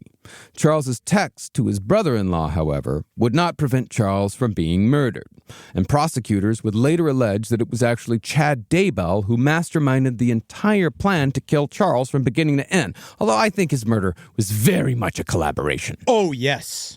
So the plan to kill Charles was certainly a long-term scheme. From what it seems like, Chad and Lori were trying to provoke Charles Vallow into committing an act of violence by dismantling his life, an act that then could be met with deadly self-defense.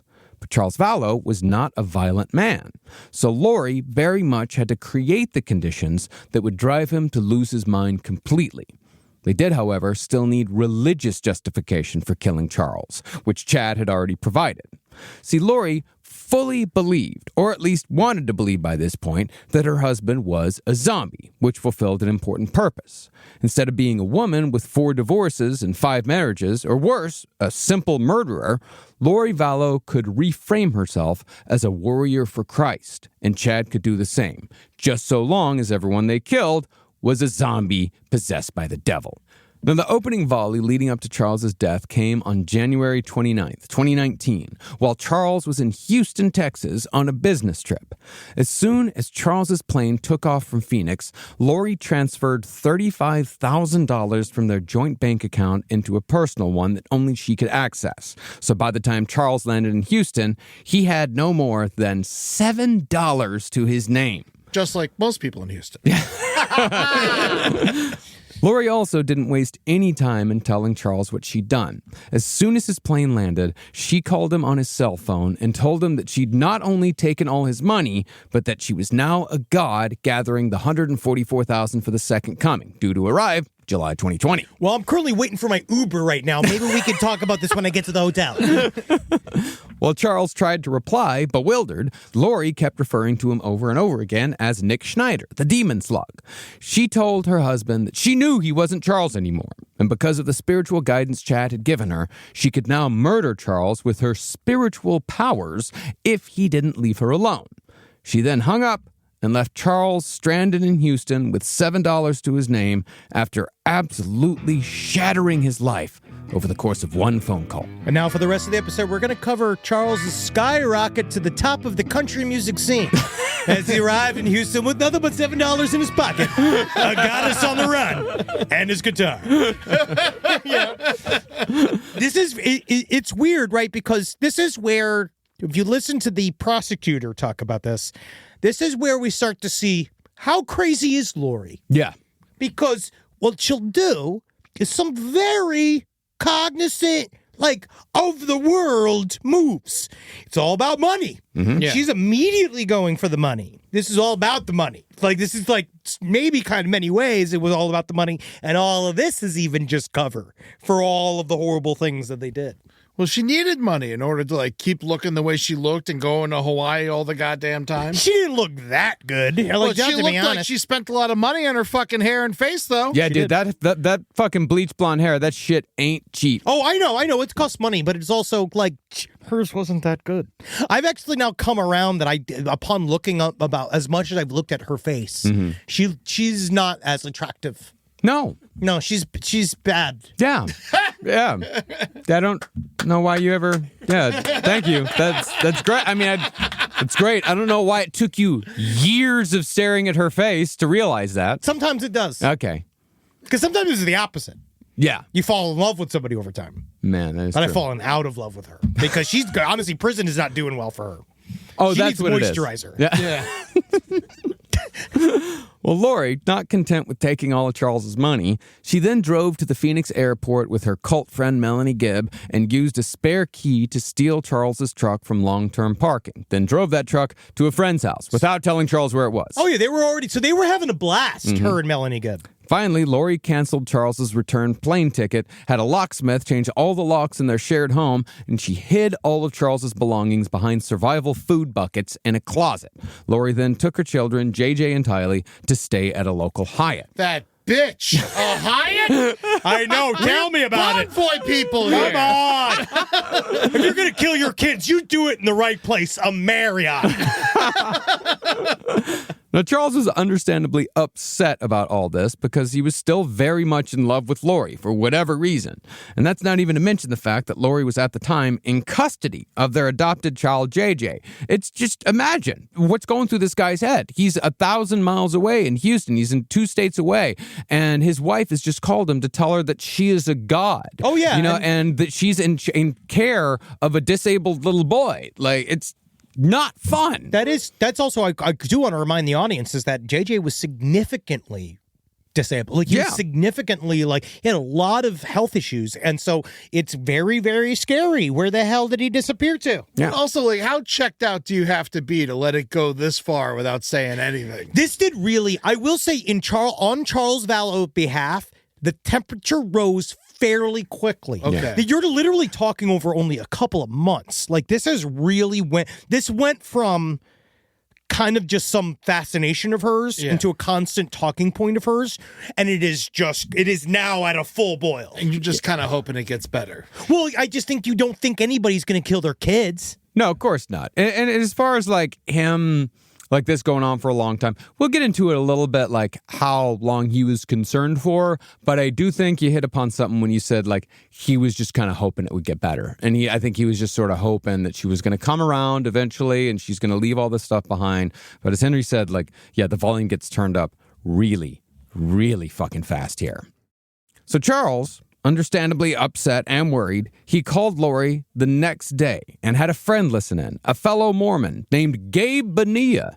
Whoa! Yeah, the only other Bonilla I've ever heard. Yeah. Gabe Bonilla. Yeah, wow. Gabriel Bonilla. Oh, man, that's amazing. He's no relation. As far as I know. Let's look it up. Well, on that call, Bonilla heard Lori threaten to, quote-unquote, destroy Charles and told him not to bother coming home. Oh, white. Continue. Not related.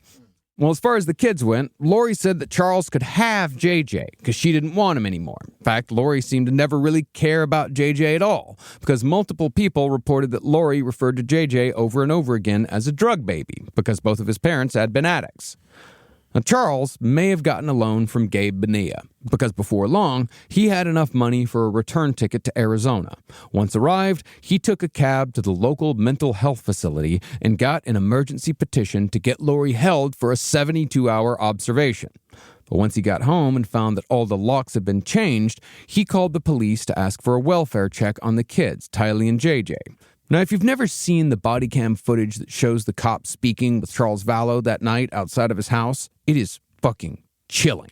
I think it's key to understanding this story is to watch the body cam footage of all of the instances, because it's very, very important, because you really see how they were fucking railroaded by the police as well. Yeah. You can see Charles firsthand in an utterly baffled state, telling cops that his wife has lost her mind, that she believes she's a resurrected being, believes she's a god, and that she wholeheartedly believes that Charles had been replaced by a demon named Nick Schneider.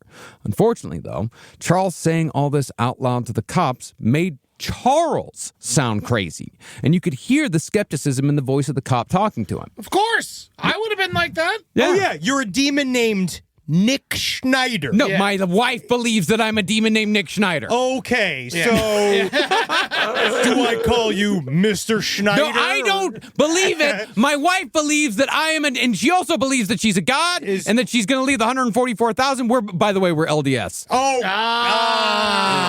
thank you. Sorry about that. He did actually say that in the as if it was going to explain something. When he's talking to the cops, he goes like, you know what? He says like, yeah, you know, she thinks that she's a god. She thinks that she's part of the 144,000. We're LDS, by the way. She thinks I'm a demon. Like, I don't know why he put that in there. Because he knows it's crazy. I do think it's because he's also converted. Yes, but I think that when you're converted, let's just put it this way: he's a Mormon and he's a practicing Mormon. But it's again a lot of these things, and they talk about it, he's on the spectrum. He's probably on the lighter end of the spectrum. These guys are talking about like he wants the cop to know, like you probably hear from crazy people from our church all the time. Yeah. I think that there's a lot of that being like, I'm one of the normal ones. Yeah. If you think about this, he probably says that because of all of the various controversies that have been around fringe Mormon groups in these areas. Yeah.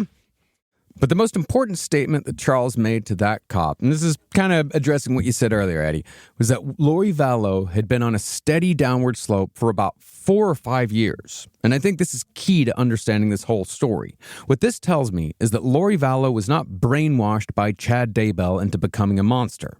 Lori Vallow came ready-made from the Mormon fringe, and she'd been waiting for someone like Chad to finally come along and unleash her upon the world. In other words, I truly do believe that it was Lori and Chad together who created the conditions that led to 4 murders, but not just them alone. The other people responsible here are all the other neo-fundamentalist Mormons who encouraged them every step of the way. Now, when the cops came to Charles's house that night, he did tell them that Lori had threatened to murder him. But when the cops asked what Lori said specifically, Charles admitted that she didn't use the word murder per se. Instead, Lori had said that she would destroy him, which is apparently too vague for the cops. The officer on the scene just sort of shrugged and said that Lori's statement wasn't a direct threat, so there was nothing the cops could do. Furthermore, because of their marital status, nothing Lori had done was technically a crime. Transferring the money, stealing Charles's truck, all that stuff is in both their names. She hadn't done anything wrong as far as the law was concerned. So the cops basically said good luck with the mental health hold and left Charles to deal with Lori on his own. And this is exactly why I don't think Lori's crazy. She's not. She's not. What she's doing is crazy. Yes. But it's all very calculated. It's all like she knows exactly what words to say to skirt around the law, the things that she's allowed to do. She knows she's allowed to change the locks. She knows she's allowed to take the card. She looked it up. Yeah. She definitely researched it. And the cops have this like, it's fucked because they look at Charles Vallow. He's a big guy. He's a big, strong guy. Yeah. You look at Lori Vallow. Well, they haven't seen Lori Vallow at this point. But they're giving him the, you're having problems with the chick kind of vibe. They're definitely giving it that vibe. Oh, you think that, some chick's going to come and kill you? It's being like, bro, you need to start taking women more seriously. They kill every fucking day. Okay? Women are just as dangerous as the rest of us. Okay? We have to start putting women in jail often. I think we already do that. Yeah, we definitely do that. At quite high rates. Yeah. But I think that's just a lot of times there's like a man who's doing the bad thing and the woman takes the fall. They got to that catch happens up. a lot. This is about them catching up.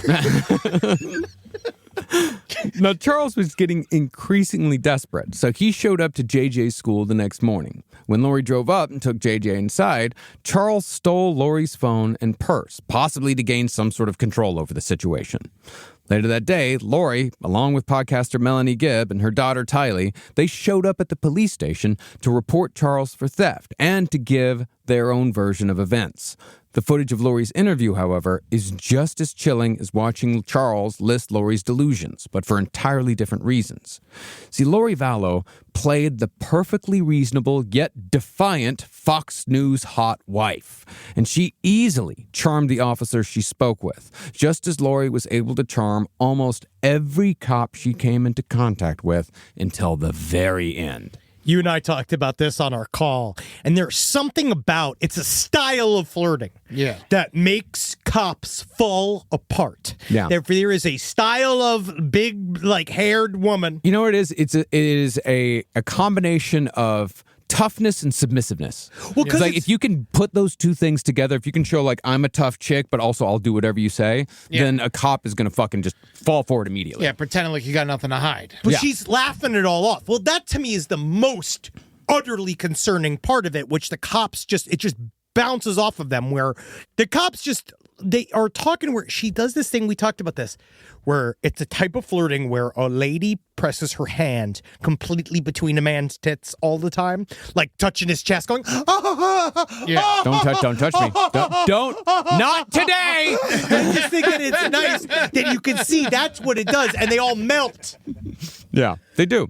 They absolutely melt. Lori Vallow she knows how to manipulate authority figures. Knows very well. I think I could flirt pretty well if I had the right parts. Littler hands, bigger feet. Huh. Did you say flirt or fart? Depends on what part of the country you're in. Well, Lori Vallow presented herself during her interview with the cops as the victim of a cheating and manipulative husband. She claimed that she'd gotten into an argument with Charles and had taken her children to a hotel for safety, and Charles had stolen her phone so he could lure Melanie Gibb to his home for some unknown reason. But the whole time, Lori stayed calm and collected, even making little jokes, like when she said she really only wanted her purse back because her best lip gloss was in there. In fact, owing to her extreme arrogance, Lori Vallow, to the best of my knowledge, has still not broken in front of a cop to this day. She specifically will not give them the legit story. She only has given the legit story, technically, to Colby the one time in that prison phone call, but the rest of it is her version of the story. Yeah. She's given them nothing. But as it was with Charles, the cops told Lori that there was really nothing they could do, but they did suggest she go for the psychiatric evaluation Charles had ordered, just to get it out of the way. And so, Lori Vallow, in the midst of her largest delusions, got a full mental health evaluation and easily came out the other side with a clean bill. Yeah, and we're going to see, like, later tonight, the interview with Lori Vallow is going to air, and I saw a little preview of it that you sent me, Henry, and she's still acting the same way. Like, prison hasn't fucked with her at all, it seems like. It's only emboldened her in many ways. She is getting a lot of attention from inmates. Mm-hmm.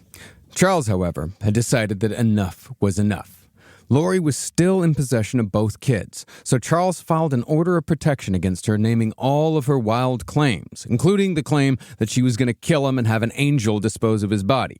This, of course, was all in a bid to show how dangerous she was to JJ.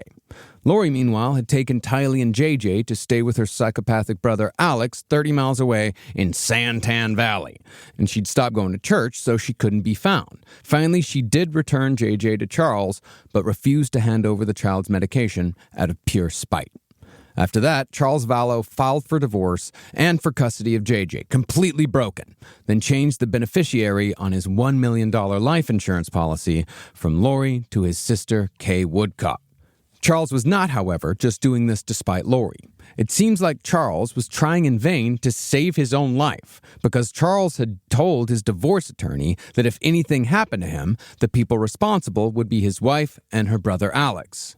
Charles's suspicion was confirmed when he tried changing the beneficiary himself through his insurance company's website and discovered that Lori had changed the password to his account. Devilish! The most impossible obstacle!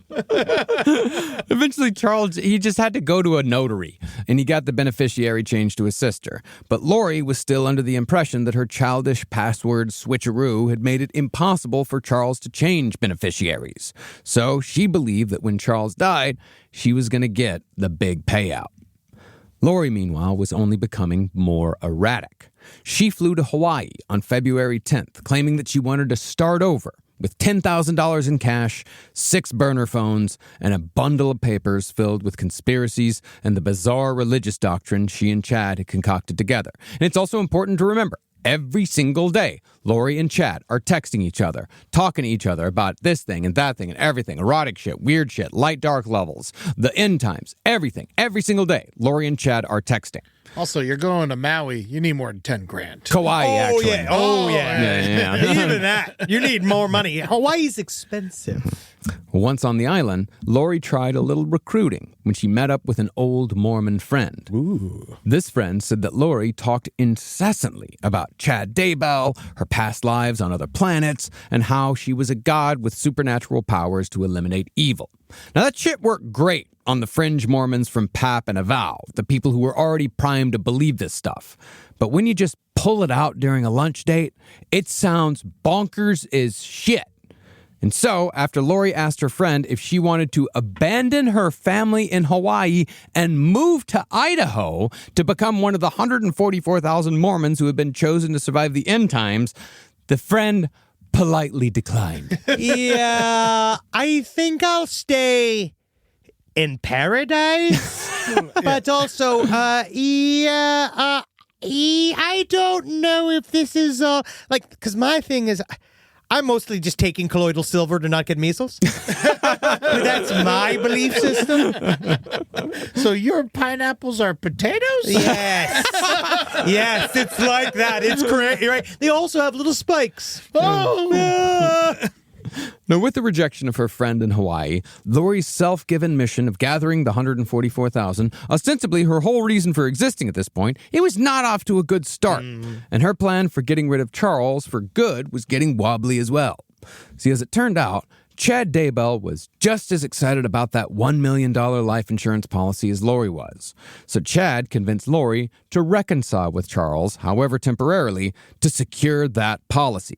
And so, when Lori reappeared in Arizona and went to Charles Vallow, acting like nothing had happened, Charles excitedly and sadly texted his friends that, quote, "We have our Lori back." They did, though. They did have their Lori back. Yeah. And Lori was going to make herself known. But to me, that tells such a story. Oh, yeah. Because, Charles Vallow is texting his friends and his family, "We have our Lori back." And it was like an exclamation point, which tells me like there was definitely two sides to Lori Vallow. Of course. Like there were two people, she was living these two lives this entire time. There were 10 sides. They didn't work. She was a different person to each. Yeah. She was a chameleon.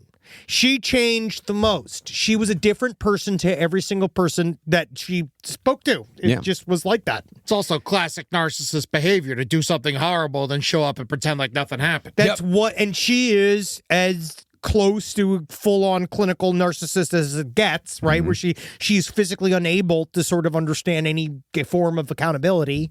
And, of course, and magical thinking is also like a massive part of narcissism. And so the example we always give was Casey Anthony taking the cops to Universal Studios to tell them, like, yeah, let's go to work. Like, okay, I'll take us to where you work. You're like, I work at Universal Studios. And she just walked them through the offices, and everyone's looking around like, who the fuck is this person? And then finally, Casey Anthony, like, gets to the end of a hallway and just has to turn around and go, like, I don't work here. I never work Because she thought at some point something magical is going to happen. Something's going to work out for Casey Anthony. It's just power. It's that power of that confidence of just walking without a net. And this got to be really troubling for them. Yeah. Because at this point, they're like, why hasn't Charles Vallow just dropped dead yet? Yeah. Why hasn't this happened yet? It's very frustrating. Now, by the first week of April, Lori and Tylee had moved to Houston to join Charles and JJ. And when podcaster Melanie Gibb showed confusion, Lori allayed her concerns by saying that God had told Lori to get Charles's finances in order. This, for some reason, did not set off any alarm bells with Melanie. But it seems like Charles may not have trusted Lori completely, because it appears as if he told her that she was still the beneficiary on his insurance policy, which, of course, was a lie. As a possible result, Lori left Charles after 2 months for the final time. She then moved back to Phoenix, where she doubled down on her mission with Chad. This is one of the texts that Chad sent during this time period to really see just kind of how sad he was and how much he needed Lori. I'm home, missing you immensely, feeling very tired. But I had a splendid time with you, my love. Tonight I figured out who I feel like. I'm a grown-up version of Harry Potter, who has to live with the Dudleys in his little space under the stairs. Every few weeks I get to escape and have amazing adventures with my goddess lover. But then I have to return to my place under the stairs, feeling trapped. But I sense permanent freedom is coming. That would be murder. That's everybody's dead. Yeah. So he's more like Dobby. Yeah. According to some of Marcus's Instagram polls, he is very similar to Dobby. According to my guess, go see My Last Mandate and Last Stream on the Left on our YouTube to see all about what Dobby's up to these days. And let's just say he's generous with his time. He's making debt. Fucking Daybell, man, sitting there pretending like he's Hufflepuff when he's really a goddamn Slytherin. No, dude. bro, he's opposite. He's a Slytherin. He's a Hufflepuff who thinks he's a Slytherin. Sure. Yeah. Yeah. Yes, Funko. Amazeballs. For all of our podcasts here on the BuzzFeed Network. Oh, man, super cutie. Now, in cults, things usually start getting serious around the time that the leaders start fucking with their followers' marriages. And in May of 2019, right on schedule, Chad and Lori began telling their followers to divorce their so-called dark spirit spouses. Podcaster Melanie Gibb, that's Melanie with an E, she was the first to divorce. Yay! While Lori's niece, Melanie Boudreau, Melanie with an I, followed suit soon after. But as we know with cults, just getting people to divorce, that's just the first step. Yeah. The big crossover to the other side is pairing people up. And this is what's hard about the Mormon community is because on the whole, you know what it's funny about the Mormons? I'd think they'd be hornier, but they're really not. They're not a horny people. No, they always talk about libido and such. They have a ton of kids. It's just because it's just making kids. Yeah. Coming inside of a person to make a child is a different form of fun. Yeah, but you got to come inside a lot. Not some of these. I think a lot of them, their eggs are bigger. So they have bigger, thicker eggs. I just think that they don't have a lot of fun. It's hard to get the cross fucking going in a Mormon cult. Isn't divorce not allowed in Mormonism? We discovered this. It is, you can, but the thing is, you are sealed. Yeah. So no matter what, you end up on that planet given to by your former husband. No matter what, you end up his spiritual slave. after you die. Well, after podcaster Melanie Gibb was divorced from her husband, she was paired with a PAP member who'd moved to Rexburg with all the other PAPers who had been decided they were one of the chosen 144,000. I hate these fucking pappers. Yeah. These fucking pappers can absolutely go pappers. Actually, I only wrote pappers. I hadn't said it out loud yet. Yeah, and then when I said it out loud, I was like, that's fun. That's fun to say. That is pappers. They put a smile on my face. And that's what I called Chad Daybell's man breasts. His pappers? His pappers. Oh, yeah, jiggle your pappers for me. Slap him around. Useless nipples. Alex Cox, meanwhile, Lori's homicidal brother, was paired with cult member Zulema Pastenis. And all of them were ordered to move to Rexburg as soon as possible to await the end times. Rexburg, where the spiciest dish is ketchup. Zulema, however, was not Chad and Lori's first pick for Alex. They had first tried to convince Lori's friend from Hawaii to marry him, but the friend said that Alex was, quote, too strange for her to even tolerate. That's a direct quote from her. And she ended up... thumbs down review. Yeah, and she ended up blocking his number. Yeah. I think Alex is one of those guys that sends a lot of the giggity gig, like memes, like Family Guy memes. Yeah. Oh, yeah, he's always telling you how hot your wife is. Yeah, being like, lucky. What I'd do if I was you, huh? I'd be up in that ass, right? Oh, you want extra shine on the car, sir? Now, out of all of Chad and Lori's followers, no one bought into their worldview with more gusto than Lori's brother Alex. Soon after joining up... Gusto. That's the word for Alex. Alex. Gusto. He's got a lot of gusto. He's got gusto. Yeah. Soon after joining up, Alex had also come to believe that Charles Vallow's body had been taken over by a demon named Nick Schneider, that the good man that Charles had once been was now trapped in limbo, and Charles's zombie body would have to be destroyed to save Charles. As Lori put it so manipulatively to Alex, killing Charles would be a kindness. Yeah, I bet. I bet it would, right, sister? Let me see your nipple. Can you see your belly button? Now, Lori and Chad also spent a lot... Why is that funny? I don't know why that killed me. I don't know why. Oh my God, is that a hippo? It's just like a man who's so attracted to his sister, but he just wants to see her belly button. Yeah. Just like, that's all I mean. If I see any more... He knows how far he can get. If I see any more, I will be too distracted to kill her family. Now, Lori and Chad also spent a lot of time building up their followers into believing that Charles was a zombie as well. They'd sit in their temple together and attempt to summon up spiritual forces to defeat him. And in a group text between Lori, Melanie Gibb, and Zulema, they actively tried to cause a car crash to kill Charles using their magical powers. Charles, meanwhile, had decided to introduce a little chaos of his own. But Charles's attempt to fight back was without a doubt the thing that finally got him killed. So even after Lori had left Charles for the final time, Charles had been in regular contact with Lori's brother Adam, a.k.a. Bo Nasty, and Charles had told Adam all about Lori's delusions. By this point, Adam was the only person in the Cox family talking to Charles, because Lori had told everyone to not answer Charles's calls or texts because he was evil and he was out to get her.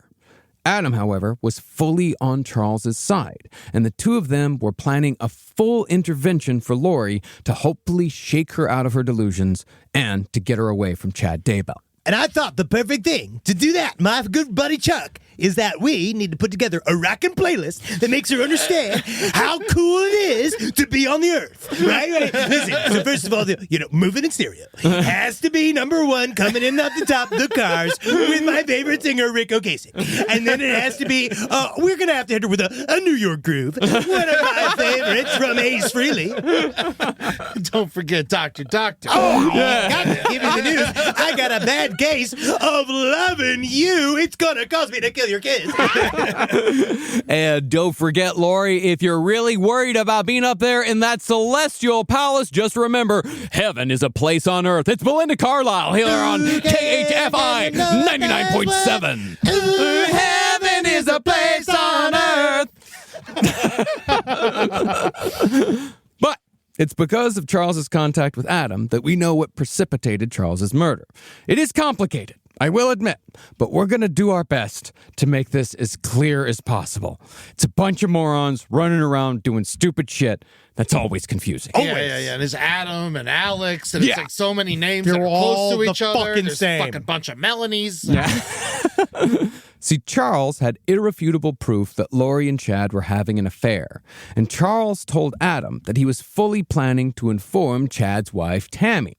All of this, of course, had come because of an idiotic ruse Lori had tried to pull. This is, again, they're bad at covering crimes. Yes. Somehow, Lori was able to send a fake email to Chad posing as Charles. The email was asking Chad to help Charles write a book as a ghostwriter. Okay. But remember, the email's from Lori, and it's fake. And it's not from Charles, but it appears as if it's from Charles. It's to set up a reason for them to get together. Yeah. The plan was for Chad to show this email to his wife, Tammy, so he'd have an excuse to visit Lori in Arizona. I got to go help this guy. I have to go write this book about Jell-O recipes. You know what I like. You know I like food that moves.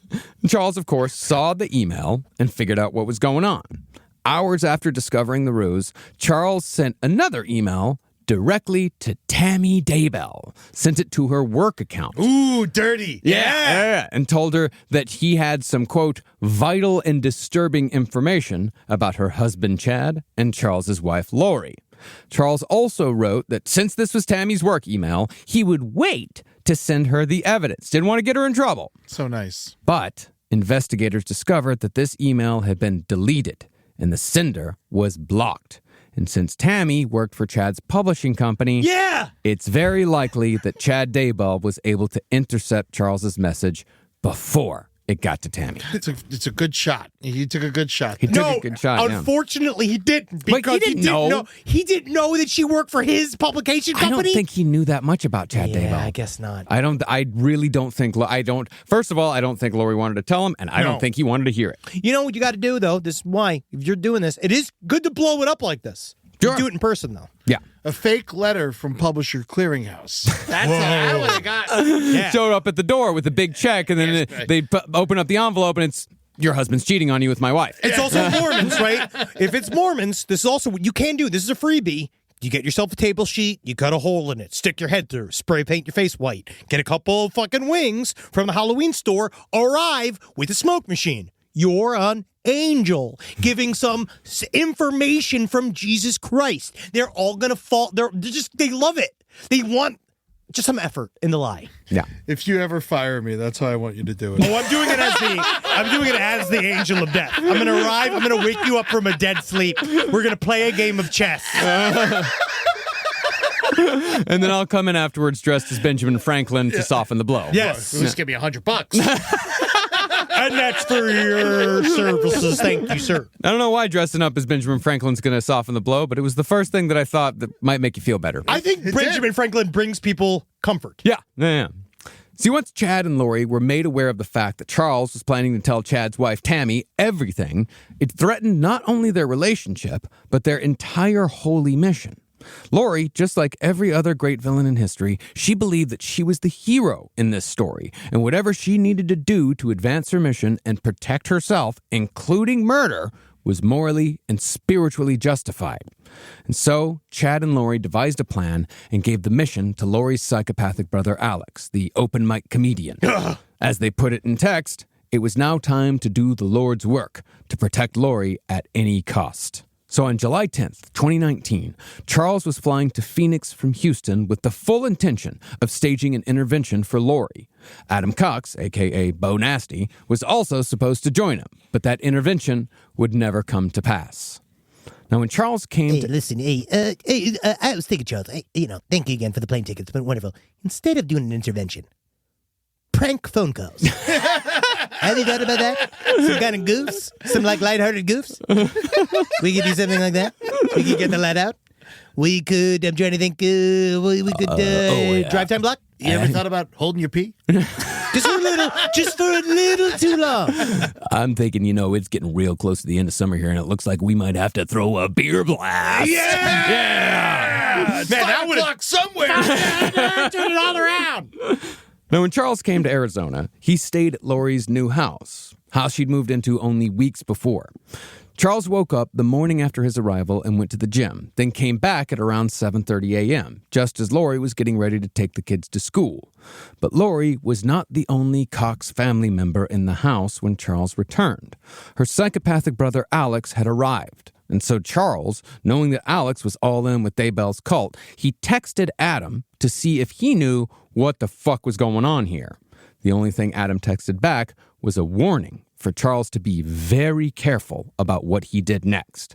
But unfortunately, we really have no idea what happened after that text. All we have are clues, because within an hour of sending that text, Charles Vallow was dead, shot twice by Alex with Alex's legally obtained .45 caliber handgun. You could just see him there, just waiting in that house and seeing Charles come in and him going Yeah. Hey there, Chucky boy. He's got his fucking, phone. He's got the gun hidden in his back pocket, in the back of his fucking, he's ready waiting to go. Now, the story that Lori's daughter Tylee later told to police was that she woke to her stepfather Charles screaming and threatening Lori and Alex.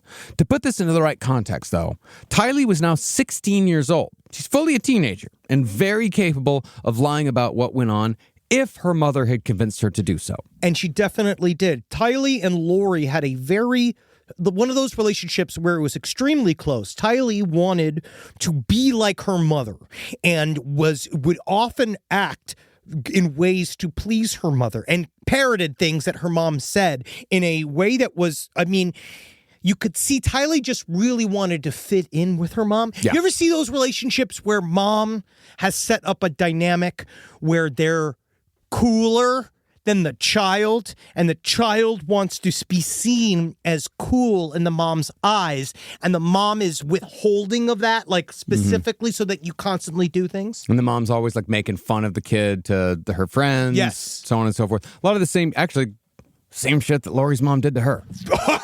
Weird. Yeah. Crazy. Yeah. But regardless, Tylee said that she was scared enough when she heard the screaming to enter the room holding a baseball bat for protection, which Charles quickly grabbed out of her hands. At that point, Tylee said she fell down, and Alex Cox stepped in. Alex and Charles began grappling, and it's at that point that Lori and Tylee claimed that they ran out of the house. As soon as they were in the car, though, and there were no witnesses, they claimed that they heard 2 shots ring out from inside. Despite this obvious danger sign, Lori supposedly told Tylee, "Go back in the house and get my purse," which Tylee said she did. She did not, however, say that she saw anything when she went inside. She just got the purse and left. And after getting the purse, Lori just drove away in Charles's rental car. She dropped the kids off at school, got Burger King for breakfast, and stopped off at Walgreens to buy flip-flops, making sure she stayed far away from the house where Charles's dead body now lay. Man, I keep thinking of that body cam footage of when they're already there and they're investigating the shooting. When the cops show up. Yeah, and Lori Vallow's outside laughing, and she was just joking. She's like, yeah, we just moved here. Hi, neighbors. Yeah. Hi, neighbors. She keep doing this like funny little bit. Yeah. Like, no, man, it's no emotion.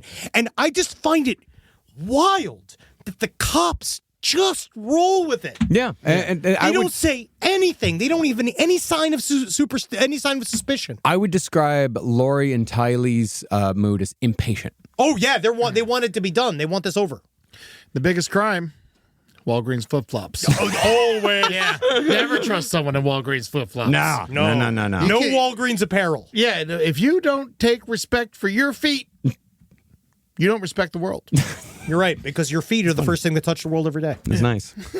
Now, Alex claimed that just after Lori left the house, Charles attacked him with the baseball bat, and Alex shot him in self-defense.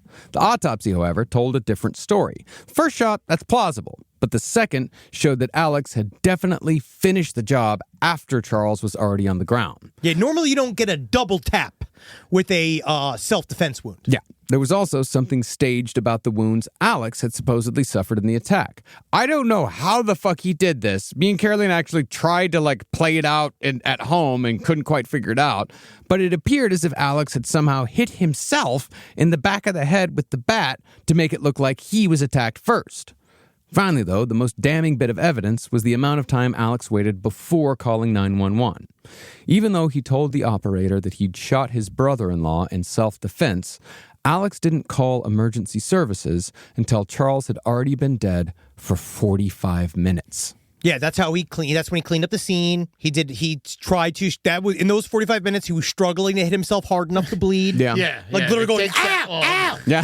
This sucks. Ow. I remember one time I was at a party and some guy's like, "I'm going to go break a bottle over my own head." And we're like, "Please don't." And then he just went outside and he just hit himself in the head with a bottle. It was like, thunk. Oh, yeah. Or that it's just like, thunk, thunk, Yeah. thunk. And you're just like, Jesus Christ, this is terrifying. It reminds me of our buddy who decided to punch the parking lot.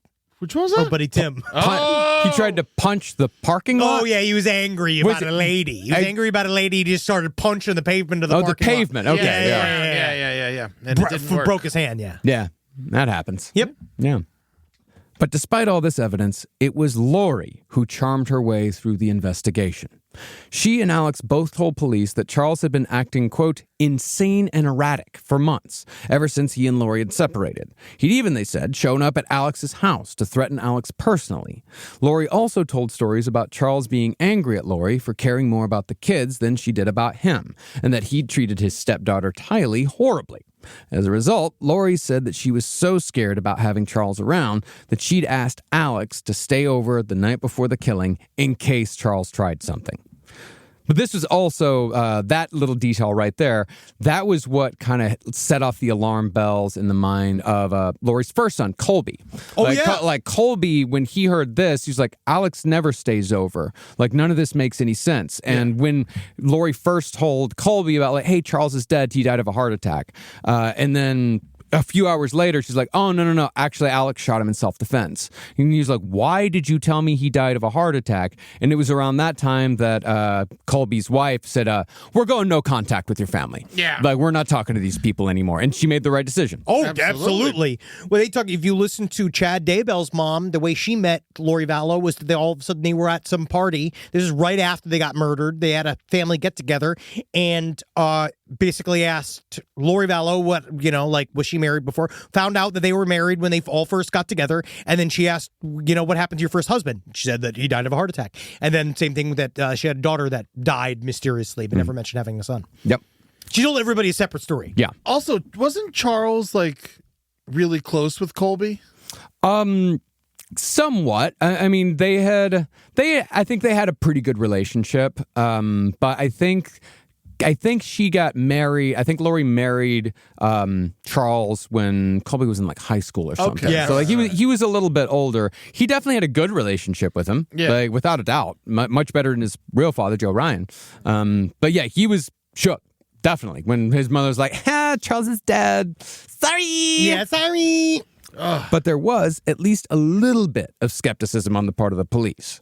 They noticed that Lori, Alex, and even Tylee were all completely calm and not the least bit unsettled by Charles's death. In fact, Lori seemed almost ecstatic. She wore a big smile, would just chat on and on about Tylee's going to Brigham Young next year. And she wasn't actually. No, she was not. But even with all this weird shit, the cops chose to file no charges against Alex Cox. Just fucking the guy who did the autopsy, the medical examiner, was like, yeah, you should investigate this a little bit more. There's something a little bit fishy here. But the cops are like, nah, whatever. Aren't you supposed to at least take them in for manslaughter? These cops, I mean this. It is a self-defense thing, and they don't want to possible a stand your ground thing. They don't want to fuck with it. They don't want to fuck with it. These are the laws they like. Yeah. Cops like stand your ground laws. They think it's fun. It's also what it does for them is it makes investigations extremely easy. Yes. Less paperwork, less time spent. They don't, in this case, this is one of those that the sheer laziness of the police just allowed all of this to happen. And right here, this crux, this is when someone should have showed up. Yeah, even if you hold him for a night, he might crack. Anybody, yeah. Chad Daybell, if you put him on, oh my God, if you put it up to 72 degrees in that room, he's going to fall apart. Well, I think it's also, it's not just laziness, but, and I guess this goes into laziness, but, cops in communities fall into a certain rhythm. Yeah. Where they just kind of see the same thing over and over again. They're like, all right, yep, I've seen this before. Brother-in-law, abusive husband, brother-in-law shoots him. Who gives a shit? Let's just move on. But it's just patterns. They're not thinking, they're never really prepared for the Mormon Doomsday cult scenario. But they should, because it keeps popping up. We've got 4 of them in the last fucking year. I know. I mean it. Between this, Chad Daybell, you got Tim Ballard and Jody Hildebrandt, Ruby Franklin, all of these people, this is all happening in the same fucking neighborhood. It needs to be in the training. I'll say that. Now, if you'll remember, Charles Vallow had 2 adult sons, and Lori let them know about their father's death in the most callous way possible. She texted them, sending a message that had all the emotion one might show about the death of a beloved family dog. Hi, boys. I have some very sad news. Your dad passed away yesterday. Yeah, I'm working on making arrangements, and I'll keep you informed with what's going on. Just want you to know that I love you, and so did your dad. Jesus Seriously. Yeah. So did your dad. So, with 3 exclamation points. Yeah. Just so you know, sad news. Sorry. It's sad. Both sons, of course, called Lori. You know what we missed from a lot of these, Marcus? And I will say, the one thing the transcripts, none of them put into, was the emojis. And it's true. They said that there is a shocking amount of emojis we're missing from this. So there's a lot of crying faces. Yeah, I did see that. Yeah. After the funeral, we'll go out for ice cream emoji. Yeah, that's all it is. Well, both sons, of course, called Lori and texted her back to get more information, but Lori all but ignored them. Soon after, Lori had Charles Vallow's body cremated without ceremony, then mailed the ashes to Charles's sister. In a manila envelope? Adding insult to injury was what Lori did when one of Charles's sons asked if she could mail out his valuable watch collection. Lori said of course she would. She would never think about keeping heirlooms from a son. But when the son got the package from Lori, he saw that Lori had bought a bunch of cheap Timex watches at CVS and tried to pass them off as Charles's collection. I know that's like such a small part of this, but it's such a telling sign of what she sold them. Yeah, she sold it. But it also shows her like full steam ahead thinking. Oh, yeah, very much so. I'm sure the moment she realized she wasn't getting $1 million, she sold all the watches. Oh, she sold, and then also just to punish everyone. Yeah. Because that's the thing, is that it's not enough that she kills the families, is that this is a part of the Mormon arrogance. I'm sorry, y'all. It's a part of it where they want the secular world to suffer. They don't just want to win. They want us to boil alive in oil. They want people like us to be flayed and tortured. That's what they would like. Yeah. They want to see us scream and cry. But for Lori, Charles's death did not just mean freedom to be with Chad, or at least freedom to be with Chad as soon as Tammy Daybell was dealt with. It also meant a massive insurance payout, or so Lori thought. Just 4 days after Charles's death, Lori could not wait anymore. Oh, no. Called the insurance company, see how soon she was going to get her check. But she became enraged when she was told that she was no longer the beneficiary. Almost immediately, Lori began a furious text conversation with Chad about the loss of the money, calling it, quote, a spear to her heart. But over the course of this exchange, Lori all but admitted to the murder 4 days after committing it, saying that Charles had changed the beneficiary in March, quote, before we got rid of him. Idiot. But you remember, she's referring to in the text the demon. Well, So that's how she covers it for her fucking self. Yeah, As if but she's like, Nick changed. I think at that point he was Ned. Yeah, because they call him, sometimes they call him Nick, sometimes they called him Ned. Well, By this Nick point, they call Schneider him got Ned. foreclosed on. Yeah. He wasn't paying his soul bills. Yeah. As ever, his old buddy was never super fucking great with money. Yeah. And then he turned into the saddest demon name of all, Ned. Yeah. Ryerson? Turns into, it's just, God, no imagination. Well, eventually, Lori discovered that Charles had switched the beneficiary to Kay Woodcock, Charles' sister and JJ's real grandmother. As a result, Lori stopped all communication between Kay and JJ. It's a bad move because Kay and JJ did FaceTime a lot. Unbeknownst to Lori at the time, Kay Woodcock would be her eventual undoing. Yes. Also, she just got the money. Maybe be nice to her. Yeah. Yeah. Hey, maybe you think you want some of that money. Yeah. Now, Adam Cox, a.k.a. Bo Nasty, he was understandably afraid for... I'm never going to let him forget that. No. Yeah, it's his name, Bo Nasty, yeah. He was understandably afraid for his life at this point because Lori was telling their family that Adam had been conspiring with Charles against her prior to Charles's death. And don't forget that Adam was the last person Charles had texted just before being murdered. The Cox family, not surprisingly, took Lori's side, and the famously paranoid brood totally believed Lori when she flipped the story to say that Charles and Adam had actually been planning to murder Lori for her life insurance because they both become zombies. Adam, however, was not the only member of Lori's family to get the zombie treatment.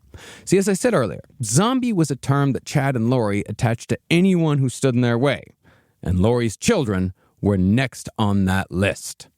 Now, there's a lot of speculation and not many answers as to how involved Lori's daughter Tylee was with Chad Daybell's cult. Because Tylee, as I said, she was 16 by the time of her stepfather's murder, and her statements to the police were inconsistent at best. But Tylee also seemed like a good kid. Everyone who talked about her said that she had a very good nature, good heart. So it is possible that she was starting to feel some guilt about any potential involvement in her stepfather's death, no matter how small. And Chad and Lori may have been getting nervous. There's two things here. One was that Tylee and Lori's relationship did start to tatter. Tylee was starting to exhibit the symptoms of any teenager, which they were starting to become maybe not that into everything that's going on. They also get emotional when their father's murdered. They get really... Stepfather, please. Super crying about it. But Tylee, I do believe, was starting to maybe ask questions. And also, I think, too, it's more so that she was just doing normal changes. Yeah. Lori was watching this, and they use these as examples. Same thing with JJ, is that when they take this important part of his life away, JJ also begins to act out. which is making Lori angrier and angrier and angrier. If you see several statements that she makes throughout all of the different statements that she's made about how she says, I raised JJ for quote unquote his whole life and I did everything that he needed. And when she says that, she means she was burdened by having to take care of someone that needed more than extra help. Yeah. And she resented JJ and wanted him gone. Yeah. But speaking of JJ, remember, he was severely autistic. One of his symptoms was a habit of parroting things he heard people say. He'd say it over and over again, and you never knew what JJ was going to pick up. So it's very possible that JJ was starting to repeat things that could have been incriminating to both Chad and Lori. But Chad and Lori couldn't very well just murder Lori's kids to protect themselves, or murder them to be completely free of obligation, because selfish motives like that wouldn't fit with the fantasy world they built. They're too good. They're too pure. Instead, Chad and Lori needed to write the story and lay the groundwork. And before long, Chad had declared that both Tylee and JJ had become infected by demonic slugs, just like everyone else. You know, say nothing, and you have a chance of getting off. Yeah. Like, don't just sit there and write a bunch of shit like these two people are slugs and then kill them. Yeah. Because then that's incriminating. They can't help themselves. Well, all of this is supposed to lead towards the end of the world. And in the end of the world, texting's going to be super expensive. Did they really believe in the end of the world? Yes. You think so? I think that. Because I think they're full of shit. I have a couple of theories. And we'll get to those next episode, Yep. I'm guessing. Maybe. Mm-hmm. All right. Now, just weeks after Charles's murder, Chad sent Lori a text saying that he had been instructed, I suppose by his spiritual voice, to focus all... You gotta take care of Ted! You gotta take care of Hillary! I'm in Deborah! You can't do that until I say it. So you're right. To focus all his efforts on Hillary. Hillary isn't a name we've heard just yet, which is why your joke didn't make any fucking sense. I thought it was Joseph Fritzl coming in. It is. But in Chad and Lori's world, Hillary was the demon that had supposedly possessed Tylee, just as Nick Schneider had possessed Charles. Just a few days after that, Lori texted Chad and told him that he needed to check Tylee's light-dark levels, because Tylee was not acting like herself, and Lori was worried that her daughter had been switched with a demon. Playing along, Chad texted back, confirming that Tylee had indeed been switched. Yeah, my owl is super angry with Tylee. My owl wants to do everything bad, and I know that I have to keep the peace between the world and my precious owl. That's right. You want to find me and my owl, we'll be at Hooters. The home of all owls. Precious. The precious palace of owls. The murder of the children, however, had to wait, because Lori had more pressing matters to attend to. Now that Charles Vallow was dead, Lori was finally free to move to Rexburg to be with Chad. Every girl's dream. Every girl's dream. I'm going to move to Rexburg, Oh, Chad. Idaho. Mr. and Mrs. Chad Daybell. Although Chad was still very much married to Tammy. But Tammy's days were also numbered. See, once Lori moved to Rexburg, the other faithful followed, including her niece Melanie Boudreau and podcaster Melanie Gibb. Most importantly, though, Lori was joined in Rexburg by her psychopathic brother Alex. And concerning Alex, Chad told Lori that they would continue using him as the hitman in their divine mission. And very soon, Alex was going to have more work to do. Yes. According to Chad, Tammy was now possessed by a demon named Viola. Whoa! And as a result, Tammy was very close to reaching her so-called death percentage, meaning Chad was very close to giving their holy hitman another job. Wow. Now, you might remember me saying that Chad and Lori claimed that there were only 20,000 zombies in the whole world. And you might say it's a bit of a coincidence that such a relatively large percentage of those 20,000 zombies happen to be popping up in Chad and Lori's immediate vicinity. You could say that. This seeming coincidence, however, fell right in line with fringe Mormon beliefs. According to people who believe in Mormon magical powers, those who are blessed with spiritual gifts are the ones most in danger of being tricked and tormented by Satan. So in Chad and Lori's world, it made total sense that two beings as powerful as them would be inundated with dark spirits. Also, the one thing that we're not really tracking here, but it did happen, was that Chad was brought in to Tom Harrison's office. These guys spoke to Julie Rose spoke with Tom Harrison. These guys, during this time period, were getting the green light to go ahead with their fringe beliefs from within the Mormon church. And this is where I start to think that the reason why there was a whole side plot of this that we don't really know. But apparently when he arrived in Rexburg, part of what Chad wanted to be was the bishop of Rexburg. He wanted to go and be in charge of that Mormon temple. And there was actually some talk that he could have gotten an official position. And when he didn't get it, that's a part of why they started going this alternative route. Because what Chad was trying to do was become an actual high-powered member of the Mormon church and flip it from the inside. Because he was a sleeper cell for Tom Harrison. There's like a whole thing here that this is all just the side benefits of him having he got the fucking tap from the Lorne Michaels of Mormonism. So the Mormons did something right by not making him bishop. No, well, that one chapter did, but Tom Harrison was fueling all of this. Ironically, though, the person I heard this powerful people attract dark spirits argument from was near-death experience author Julie Rowe, who talked about the concept on the Netflix series about Chad and Lori. Julie Rowe, however, was using this argument as justification as to why Chad and Lori were involved with 4 murders. Because in Julie Rowe's estimation, Chad and Lori were tricked by Satan into going down the wrong path when they began killing people. Everything before that, totally fine. Yeah. But no matter how involved Satan was or wasn't, both of Lori's children and Chad's wife Tammy would all be dead and buried soon after Lori moved to Rexburg. And it's with those murders and the media firestorm that followed that we'll conclude our series on Chad Daybell and Lori Vallow next week. Woo! Man, I am loving this, but I am ready for us to be dumb talking about these. We will. It's fascinating. I mean, the last episode is like arguably the wildest fucking ride of all. Yes, because like, now we go straight to hell. Like, yeah. This is, and thankfully they got caught. Yeah. So we know everything that they did. But yeah, I hate them. Yeah. And Daybell is, I guess we'll save it for the next one. Mm-hmm. Yeah. No, he's in jail. They're all in jail. Lori Vallow's just up, and I just want you to remember. So tonight, Dateline is coming out with this interview with Keith Morrison and Lori Vallow. And if you ever, she's not going to look well in. But if you even for a second think that Lori Vallow could be innocent, I ask you to go and listen to the prison phone calls between Lori Vallow and her sister and Lori Vallow and Colby Ryan. And you will hear who the real Lori Vallow is. Yeah. And you must know that this woman is a stone cold psychopath. Mm-hmm.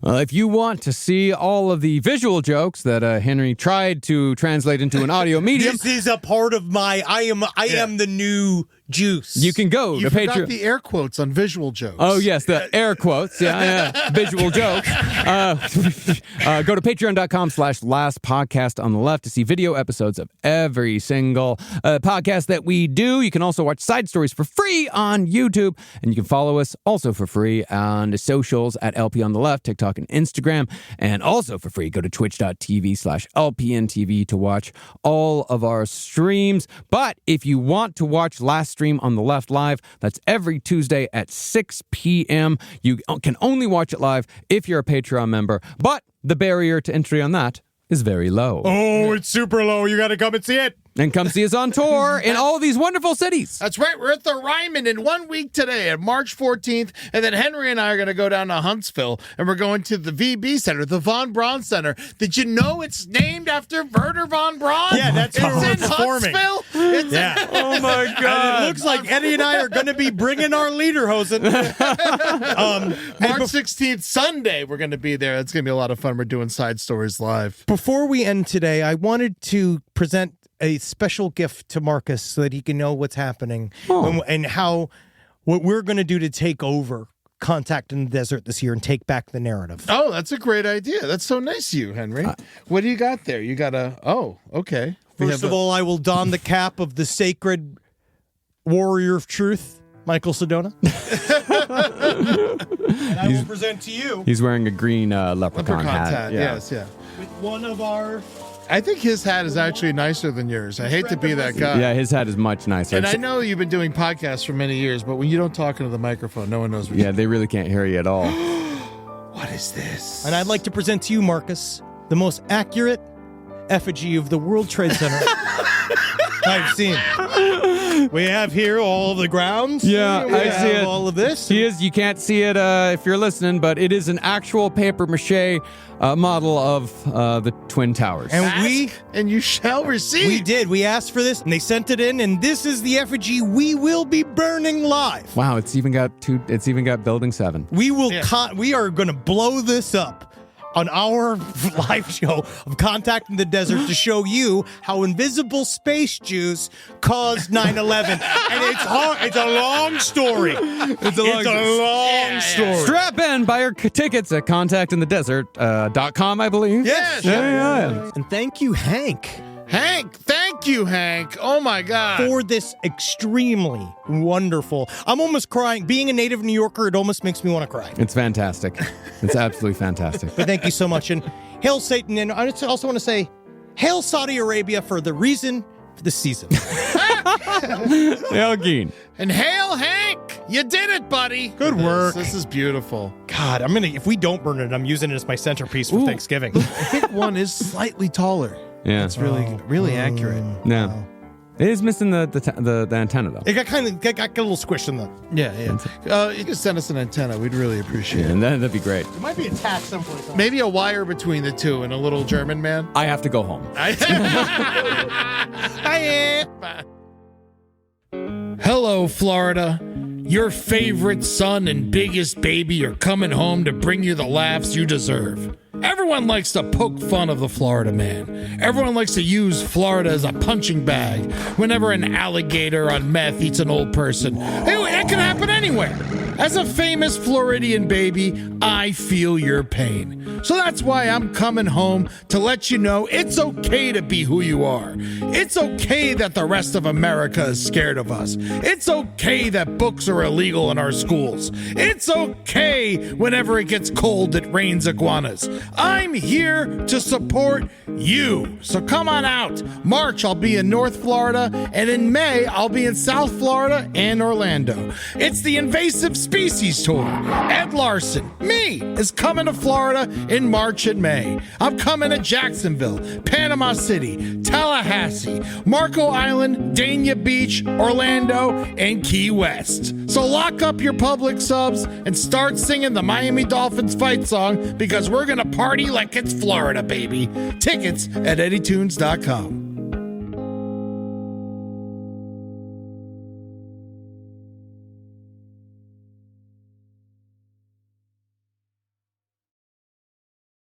Ever walk past a place for rent and wish you could just take a peek inside?